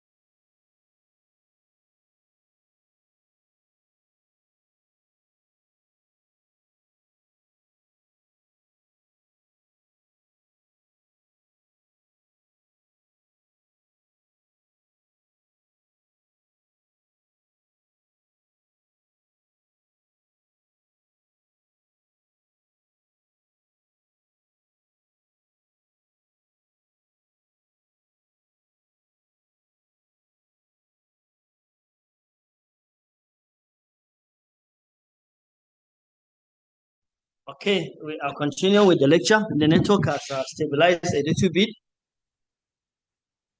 We have limb length discrepancy. We know it's one of the causes of abnormal gait. We have those with slip femoral epiphysis. We have those with avascular necrosis of the hip. We have so many of those guys. Then for management, there is no treatment if the difference is less than 2 centimeters, or the treatment will just be a lift inside the shoe, meaning that the shoe race will not be outside. Something will just be put inside the shoe to what do you call it, to compensate for the 2 centimeter or less than 2 centimeter what do you call it, difference. Then for difference in the length leg that is more than 2 centimeter, then they can use a shoe race where something will be added to the bottom of the shoe to compensate for the what do you call it, or to equalize the length of the limb. Then it can also be, the patient can also go for surgery to equalize the length. And then the surgeries, they say, can be done by shortening surgery, epiphysiodesis, or femoral shortening, where they can shorten the lengthy limb so that they can become of equal length, or lengthening surgery of either the femur or tibia. And then it can also be as a result of either contracture or muscle contracture or joint contracture. If there is as a result of muscle or joint contracture, then we stretch it.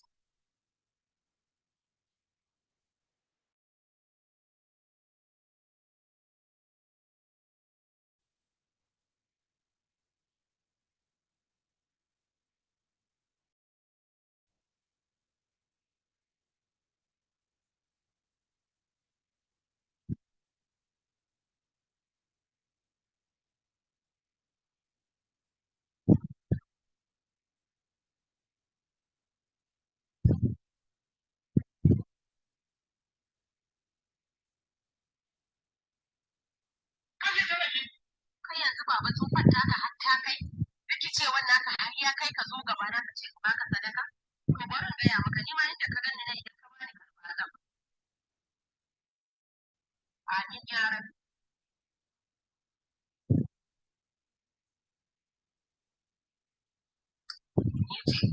Okay, the next is tendilombo gait. You know, tendilombo gait is as a result of weakness of hip abductors. Therefore, the only treatment for physiotherapy approach is just to what? To strengthen the hip abductors. The patient lying on the side, what do you call it? On his side, then the affected side should be up. Then raising the leg to train the hip abductors, or he can train the leg by facing up in recumbent position, looking at the ceiling, then opening the leg as if he's doing what do you call it? Abduction, adduction. That is in gravity and balance position. Then he can also benefit from bridging, like let's say resistance to what? Opening of the leg in bridging position can train the hip abductors. Therefore, then stepping gait or high steppage gait, or what we call what? Foot drop. For somebody who is having injection palsy, all these ones are names given to it. Therefore, the main issue is ankle dorsiflexor weakness. Treatment will be electrical stimulation to prevent atrophy of the muscle. Meaning that we give electrical stimulation not because we want the muscle to. The main thing that improves the muscle is functional electrical stimulation and general exercise, not just electrical stimulation. Electrical stimulation helps to prevent atrophy of the tibialis anterior. Functional electrical stimulation can activate the dorsiflexor muscles. And then we now use anti-foot drop device. In Nigeria, we apply some, what do you call it? Some straps on the side of the leg. But you can use what you call posterior leaf spring, or there is what you call hinge afo with the dorsiflexion. The hinge afo, what it does is, it only permits dorsiflexion, but never permits what? Plantarflexion. Therefore, the child that is having Hafiz, can you unmute Aisha Mustafa, please?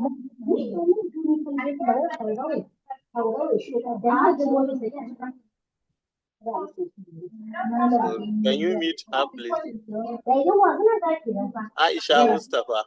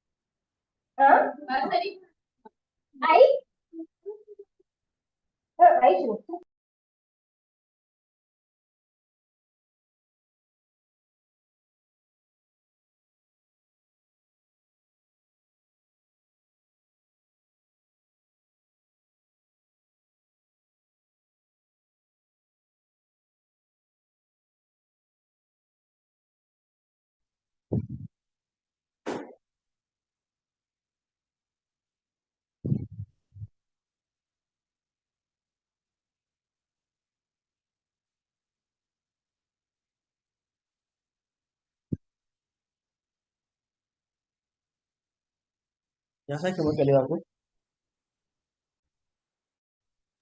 You can continue. Okay, I'm going to continue. Uh, Am I sharing the screen? yes. Okay, we are going to continue with high stepping gait. I can see some chats. The major issue is that we don't have enough time, and because of the network, we have high stepping gait. We said it's as a result of weakness of the flexors, and the role of electrical stimulation cannot be overemphasized, but mainly is to prevent atrophy of tibialis anterior muscles. Functional electrical stimulation can activate the weak flexor muscles, and then posterior leaf spring is what we call the anti-foot drop device that we use. It helps to raise the toe as in the swing phase of gait as the child is walking, and you can also use hinge afo. The hinge afo has what we call plantar flexion stop. Therefore, it does not permit plantar flexion; it permits only dorsiflexion. It helps also. Then we have true equinox gait. You know, if you can remember in the last lecture, we talked about true equinox, the child that is walking only on the ball or on the tip of the toes or the metatarsals. Therefore, the best treatment for him is we stretch the gastrocnemius and soleus muscles, and then we apply hinge afo with plantar flexion stop, meaning that the hinge afo will prevent the leg from going into plantar flexion.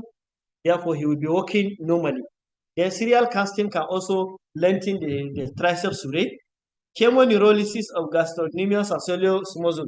In chemoneurolysis, what is to happen is one technique of managing severe spasticity, which in the next lecture we are going to discuss. We call it phenol injection. We are going to discuss it, and it requires electromyography to even do the injection. Therefore, it's something that somebody has to be trained. We call it chemoneurolysis.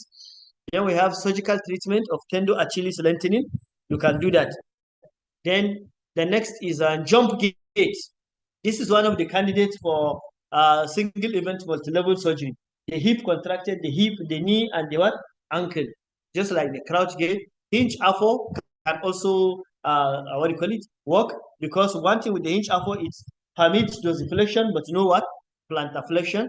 Single event multi-level chemoneurolysis can also done. Therefore, we now take the muscles that are contracted in the hip, knee, and ankle. You can do it.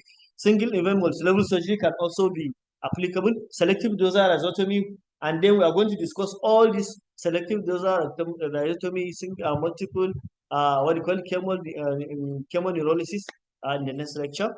Then we now have crouch gait. The same thing with jump gait. It can the patient can benefit from single event multi-level chemodialysis. They can also benefit from single event multi-level surgery, adequate correction of bony deformities, most especially in the lower extremity. The two hips are rubbing each other, and then remember there is genu-valgum in the leg. Then they benefit from. They are the only guys that benefit from ground reaction ankle foot orthosis. GRAFO. The benefit from, please, we can go and read about GRAFO, ground reaction ankle foot orthosis. It's one of the best orthoses for children with what do you call it, with cerebral dysplasia. But they have to undergo surgery to lengthen the hamstrings and to release contracture in the what do you call it, in the quadriceps. Then ataxic gait. Patient with ataxic gait only require what? Balance training. Therefore, he just needs balance training. Assistive device may help with gait stability, but what he requires is just balance training. Then idiopathic toe walking. A child walking on toes, but it's idiopathic without non-cause. They said may benefit from stretching exercise, serial casting, night braces, and ankle foot orthosis, most especially the hinge type. Most especially, we call it hinge afo. Remember, idiopathic toe walking is just like equinox gait. Therefore, when you apply hinge, what do you call it? Hinge ankle foot orthosis, what it does is permit dorsiflexion, no plantar flexion. It is okay. It is essential that stretching of the muscle will only resolve the contracture and allow the heel to touch the ground. But these children will have the urge to be walking on toes again, even after you must have do the stretching. They believe that the only way we can manage it, even after we do the lengthening, is for the child to keep conscious that he wants to walk not on his toes. Without doing that, even after the lengthening, they are applying, what do you call it, hinge after. When you remove it, the child may subconsciously want to be walking. Meaning that some behavioral, what do you call it, intervention also matters. Then the last one, the genu, varum, and genu valgum. These guys, the mainstay of the management is surgical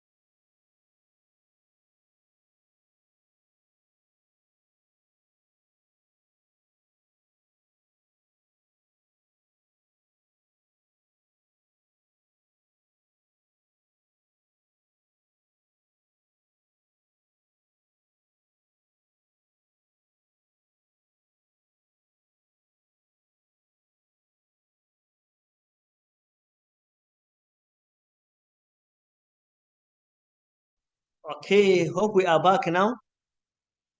We are talking about now genu-varum and genu-valgum. The management of this condition focuses on what correction of underlying deformity and underlying cause.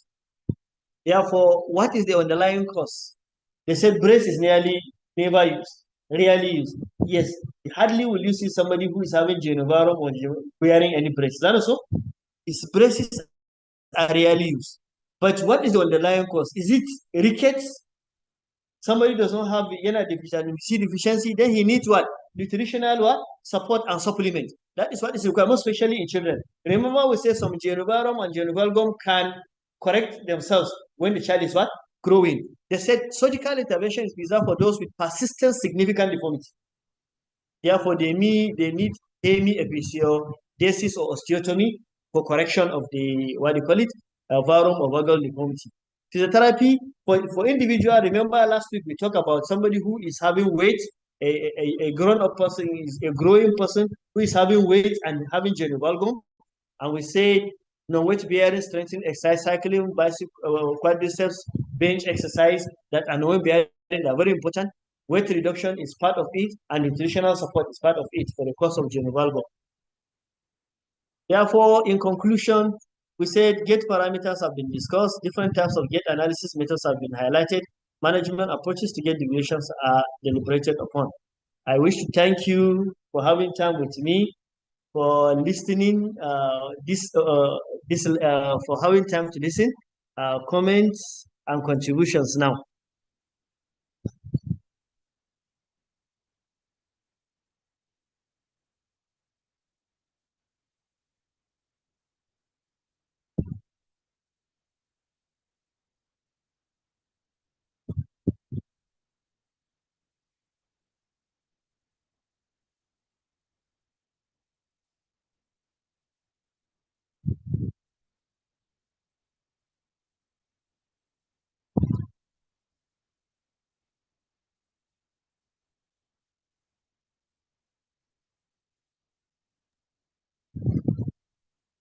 Hello, can I ask the question, sir?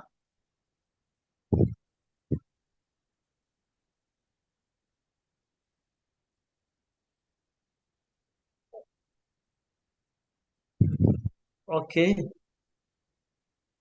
Okay, what will happen is we are going to, they say the internet is unstable. We are going to arrange the place for the practical session. Cool? Okay, so then let's see if we can do that now. Thank you very much for listening.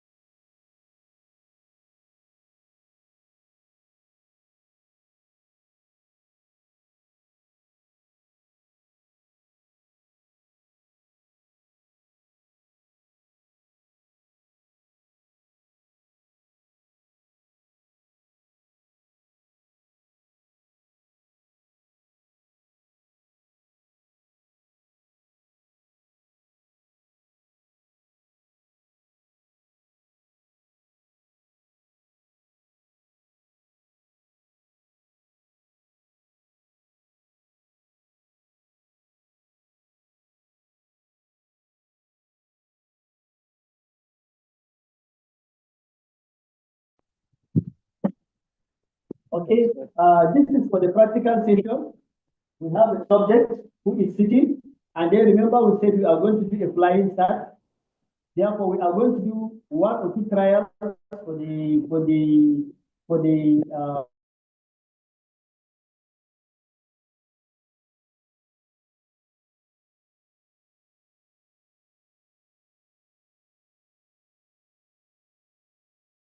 walking. The velocity would have been much area or much smaller, or would increase velocity. Therefore, as he's walking, as he steps on this line, the measurement will start, and as he steps, we have another line. Therefore, the length of what you call it, the walkway is 10 meters, but we have reduced it to what, 7 meters.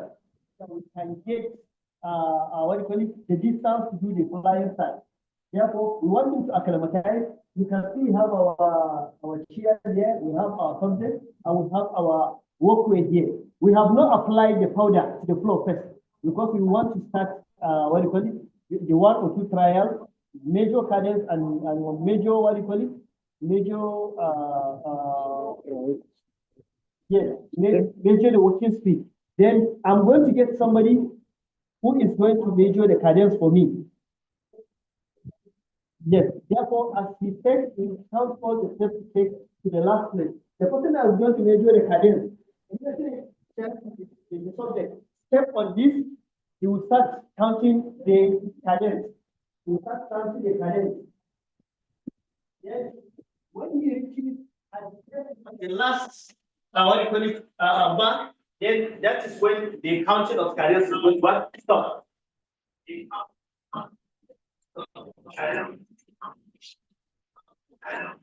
Therefore, let me rewind again. For the trial, we have the subject sitting, and then we are going to ask him to walk the length of this corridor. And the corridor we have marked 7 meters. We have left 3 meters for flying start. Therefore, when he starts to walk, as his foot, one of the foot step onto what you call the line, the start line, then the assistant that is recording the time will start recording. And the assistant that is recording the cadence will start counting. As he moves to the finishing line, then when he steps outside on the finishing line, the person taking the what you call the speed will stop, and the person counting the cadence will also stop counting. This is just trial before we now apply the powder on the floor. Okay. Are we ready for the trial? So then counting 1, 2, 3. Yawa, 1, 2, 3 sai ka fara tafiya. Kuma kaka ka rukuwa kai tafiya yadda ka saba. Okay, are you ready? You take cadence, she takes what do you call it? Okay, the time. Okay, so yeah.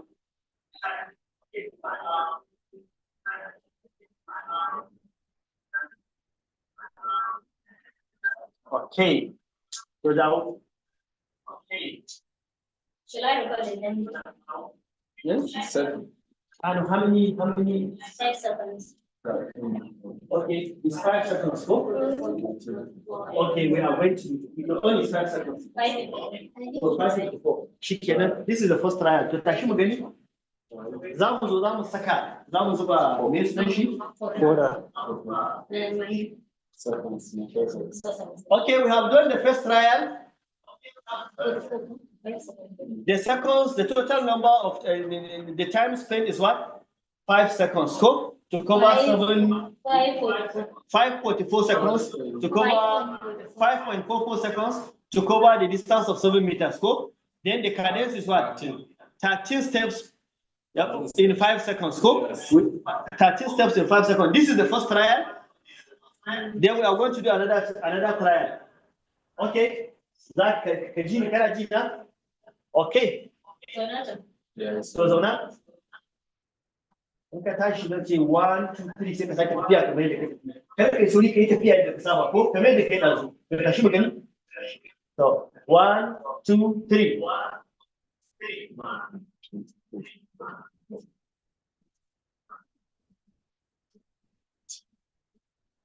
Okay. 5:13.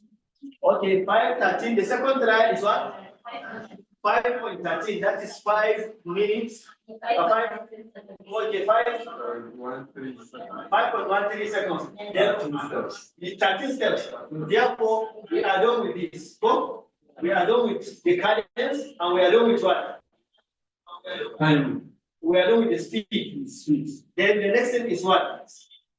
We are done with temporal parameters. What remains is what do you call it? Spatial parameters. Okay, now to look at that. Give me the talcum powder. Take a picture.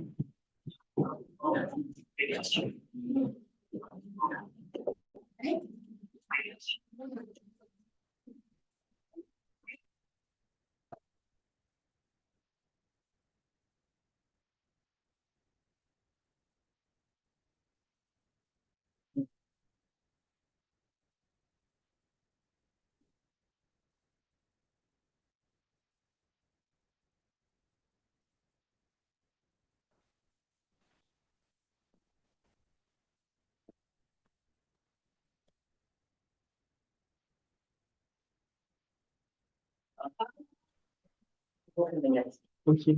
I don't have to go far. I want to.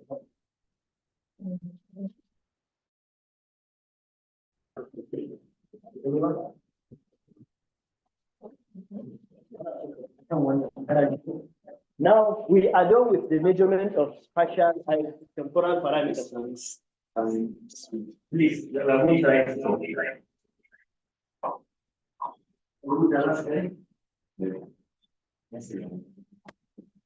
distance. First go. Yes. Go. Cadence.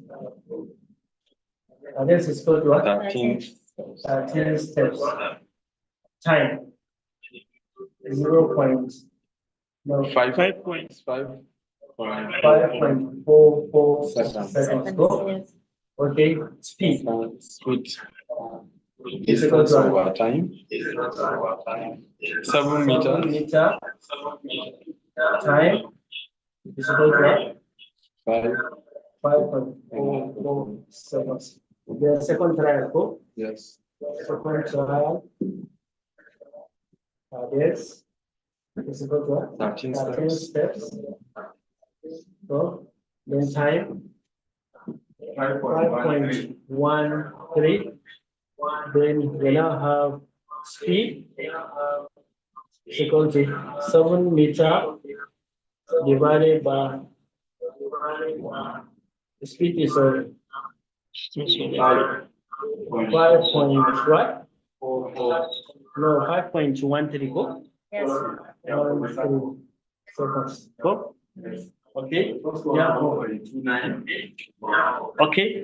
Now we are going to do assessment of spatial gait parameters. Go. Right. Yeah, I don't move for it.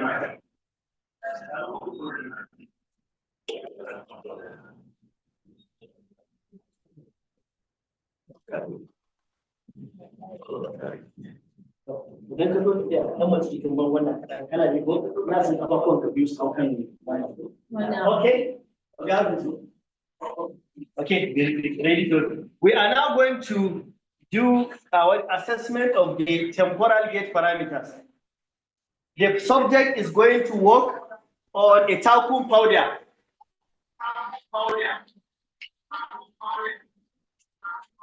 Yeah, pues eso no lo puedo comentar.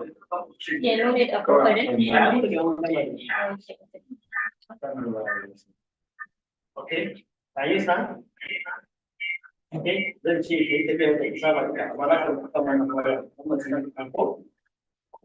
Okay, after the count of 3, 1,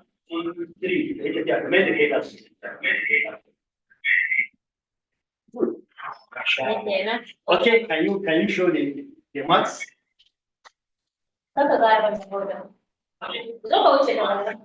These are the imprints. These are the imprint, exact imprints we can see on the floor. We are going to calculate our stride length, stride width, stride velocity, stride length, and stride width. Already we have gotten our cadence. Okay, and now let's do the calculation.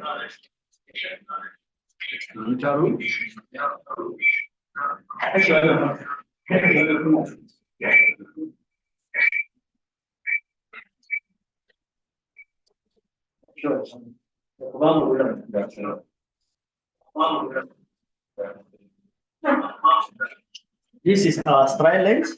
Look at it. This is our left leg. This is our right leg.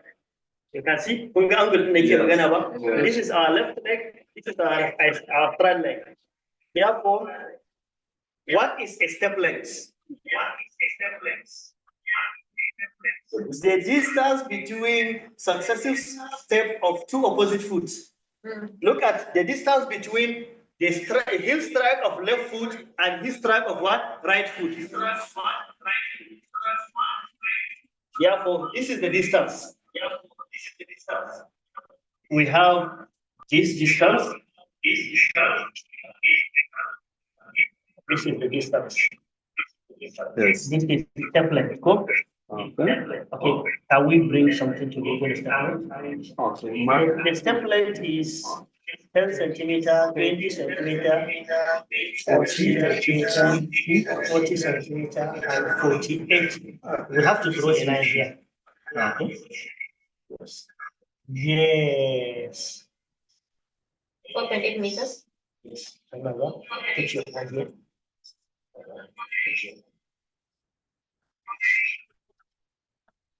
Exactly. You can see from this is our step length. Our step length is what? Okay, this is the step length. Please, can the audience see? This is the right leg, this is the left leg. The distance between the heel strike of left and right leg is the step length, and we have measured it. You can see this is exactly almost 60. Okay. It's only 59. This is 50. This is 10, 20, 30, 40, 50. This is around 59 centimeters. 59 centimeters. Yes. This is what? 59. 59 cm. That's our what? Step length. Step length. We have already calculated step length now. Okay. Remember, we say stride length is almost 2 times what? Step length. Is that also? Now, what remains is what? Stride length. Remember, okay, the tablet. Come, let them see. From this is the right leg. Look, this is the right foot. This is the first strike of the right foot. This is the second strike of the right foot. This is first strike of the left foot. This is the second strike of the left foot. So therefore, now let's draw a line here. Neatly. Then let's draw another line here. Neatly. This is what? The distance between 2 successive strikes of the same foot is called what? Stride length. This is the same foot. Yes. 1, 2. Then please can we calculate? Yes. Okay. 127. 100 and what? No, this is 117. This is 117. 117 cm. This is 117 cm. Then we draw our line. Yes. This is stride length. We can take 117 cm. Now, if we say 117 cm divided by 2 will give us something like step length. The step length is what? 59. Of course, sir. It's just 1 centimeter difference. You can see it here. Yes. We can write this one as 1/8. You can see what we are saying is what we have on the paper, you always get it on the floor. Yeah. The strand length is 2 times what? Step length. 1,700. Okay, now 58.5. you can now see. Exactly. Okay, so now the next is what we are seeing being practiced. You can do it. Okay, the next thing is foot angle. Yes, foot angle. Okay, now this is the line of progression. Remember, we have a line of what? Progression. Here, yes, but the line is too much inside. The line is supposed to be this way. What about this? Okay, we get, but the line of progression, this is the line of progression. Remember, we are going to draw a line from the second toe, from the second metatarsal to the base of the foot. This is what we draw. And then what is our line of progression? This is our line of progression, very parallel to this scope. Very parallel. Yes. This is our line of progression. And then we are going to have something at the base here. Then we are going to use the compass. Then The compass.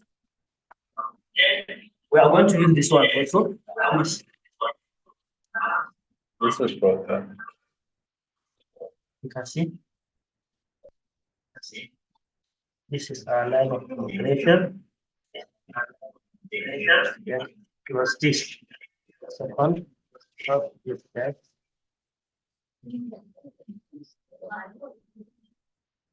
Draw another line. This is another line. The best. Yes, and the base like this do the house of silver, or we use the other one. Okay, that is our line of into and out to go. Then where is our contractor?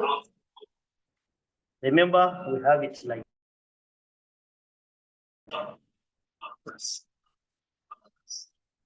Please get my glasses. Okay, sir.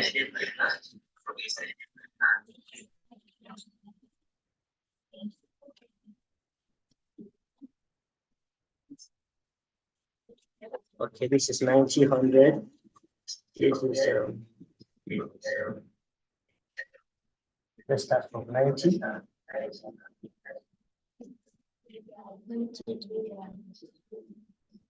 This is exactly cool. When the graph is from 90, how many degrees? This one 10. is on 90. This is 10. Yeah. What is the let's say When we start from 90, if it deviates, then it's the angle that we get. Yes. So if this is 90, this is 80. Mhm. That is So- 7 degrees. No. Yes, it's from 15, 90 close to 7. This is about 18. 18 degrees. 18 Okay, degrees. this is about 18 degrees. Cool. About 18 degrees. Do we have? Yes. Let's have another heel strike.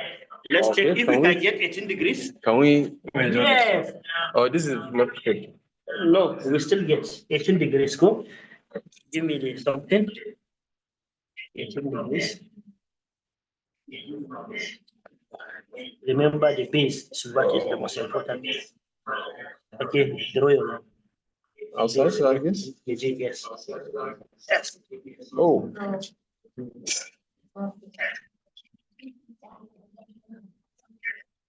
Okay, we're going to put a some first. Okay, let's go.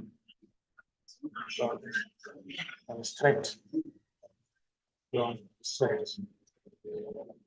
Line of progression is like this. Because it's straight from above.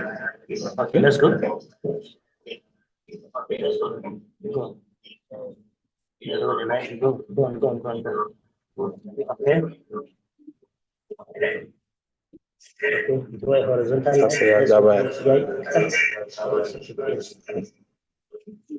Okay, let's put a protractor. Remember, the protractor at 90 degrees must correspond with the line of what? Progression. Cool, it's okay. Yes. Then The same thing, 18. If this is 90, this is 10. Okay, this is 120, 20, what? This is 90, 20 something, 10, around 24, 5. 25, good. Around 25 degrees. Okay, thank you very much. Okay, you can see how we get the angle. One is 18, one is 25 degrees. It depends on the angle of the.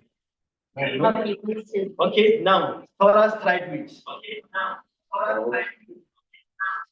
We are going to slide the stride width. Stride width. Okay, observe.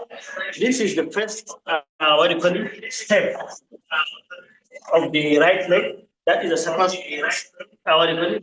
The right leg. This is the first step of the left leg. The second step of the left leg. Is that also? Now we want to calculate what? Stride width. Yes. In some individual, this is the way they calculate stride width. Is the difference between if you can draw a line here, but we calculate stride width using the edge of the paper. Heel to heel stride width. This is heel. This is what? 41. Oh, right 40, yes. Heel to heel stride width.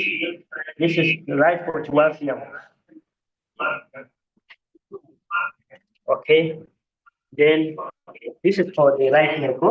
This is for what? Left. Left right. This is the heel. This is approximately the heel. Okay.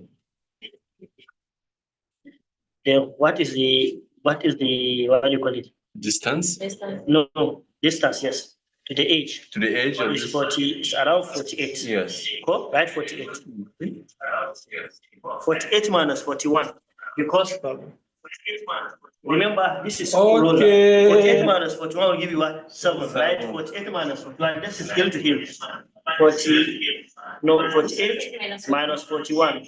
Got what? 7 cm. So then 2 to 2. Now we are using the big toe. Let's use the center of the big toe. This is around what? This is around 37. Right, 37. Okay. 2 to 2. 37 cm. 37 cm. Then what is the next two? Is this one? Yes. This is the middle of the next two. 37 cm. This is what? This is 47, no, 47.5. 47. Then 47.5 minus what? 37. 47.5 Minus 37. 10.5. 10.5. Then 10.5 plus 7.5. We now take average. 17.5. 10.5 plus 7.5 divided by 2. Divided by 2. Will give you what? 9. 18. Approximately 9 cm. So then, if you want to get it, then we can do another measurement. We use the middle. This is. We use the middle part of the leg. This is the left leg, this is right leg. Then let's get the middle part of the foot. This is the middle part of the foot here. And this is what? The middle part of the foot, Shimako. Then Middle to middle? yes, middle to middle. This will just be something like this. You see, it's difficult to get because this is almost on the one, on the line. The patient is twisting. Okay, almost like this. So this is exactly the stride width. So now, with the middle the stride width here is what? It's around 9 cm. Yes. It's around what? 9 cm. Well, let's go. It's something. It's the same thing. Let's do middle to middle. Where do we have the other one? Yes. This is the middle code. This is another middle code. This is the middle here. So this is another middle here. Yes. If you draw your line from this middle. The same thing. If you draw a straight line from this middle, a straight line. The same thing. We have to look at this. I think it's something like this. Then to the middle. Yes. You can see. Yeah, if you have it. It's almost 10. It's almost what? No, we can 9 point something. 9 point something, Around the 9. same thing as Therefore, the stride limit, whether you use middle or 2 to 2, you take average, you get almost the same. Yes. Okay, now let's go back. Now, let's calculate the stride velocity. What is the cadence of this? Remember we said cadence is steps times 60 divided by what? Time in what? Seconds. Go. What is the cadence? Number of steps is what? 13 times 60 divided by time in second is what? 5.44. 5.44. What will it give? What is the cadence per minute now? 13 times 60 divided by 5.44. 5.44. 13.143. You said? 143. 143.38. 338. 143.38. Yes. In what? Steps per minute. This is the cadence. 1 point. Therefore, this 13 is per 5 seconds. Yes. Per minute is okay. Okay. 146. In a minute. yes, we can see that is the minute. Then our speed is equal to distance over time. Total distance is what? 7 meters. 7 meters. Time is what? 5.44. 5.44. Let's use 5.44. 5.44. What is the speed? 1.29. 1.29 meters per what? Meters per second. Second. Cool? 1.29 meters per second. And then we have another formula. We say we are going to multiply. For the speed, we are going to multiply cadence by step length divided by 120. Go. We say cadence multiply by what? Cadence multiplied by, is this stride length? Divided by what? 120. What is our cadence? 13. No. 143.38 times stride length is what? 120 something. Stride length 107. 117 divided by 120. Then calculate this. Okay, 143.38 times 117 divided by 120. 139. 139.80. Yes. Okay, let me go back to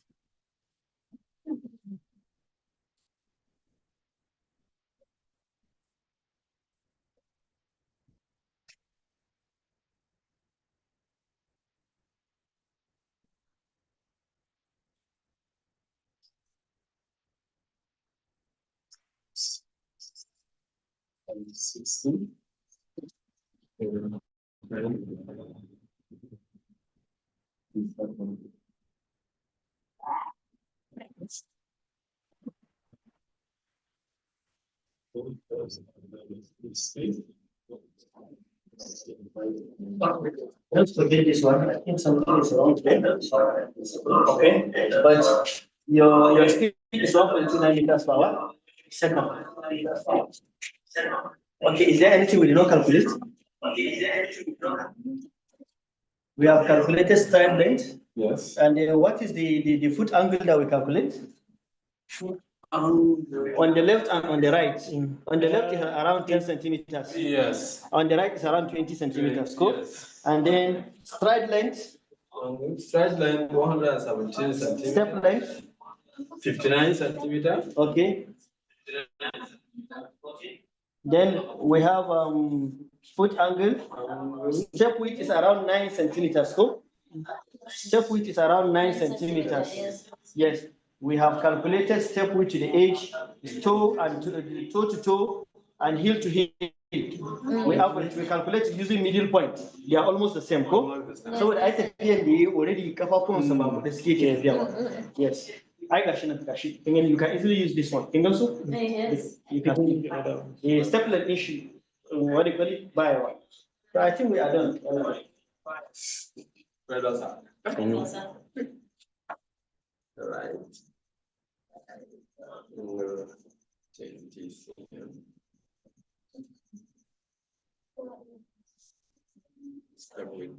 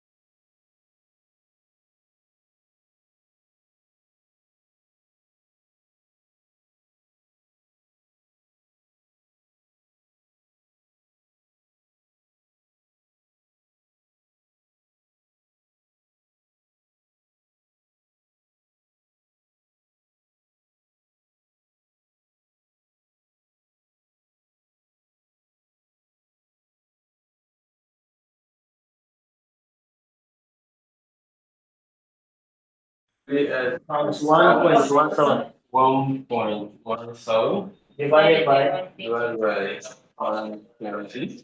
no 1.39. 1.39. Okay, so then that means a quick difference. Sake buga mana Wannan 1.3 okay saboda ai yanzu misali sa mana no da strike Strike length. Oh my God, strike length. 117. yawa shi kuma cadence din mu na 13. 13 times 60 divided by 5.4. 13 times 60 divided by 5.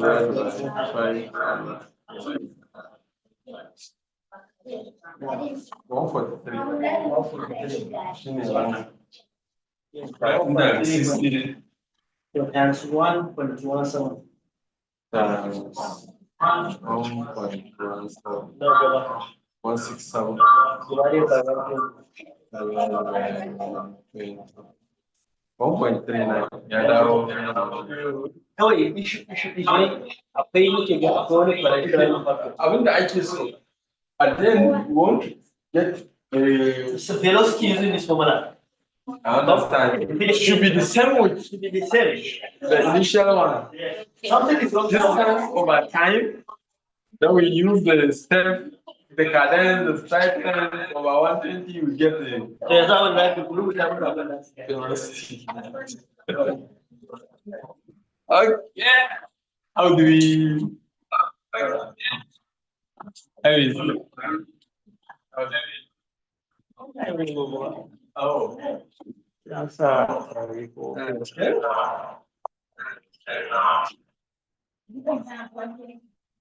we do it on paper. Then follow.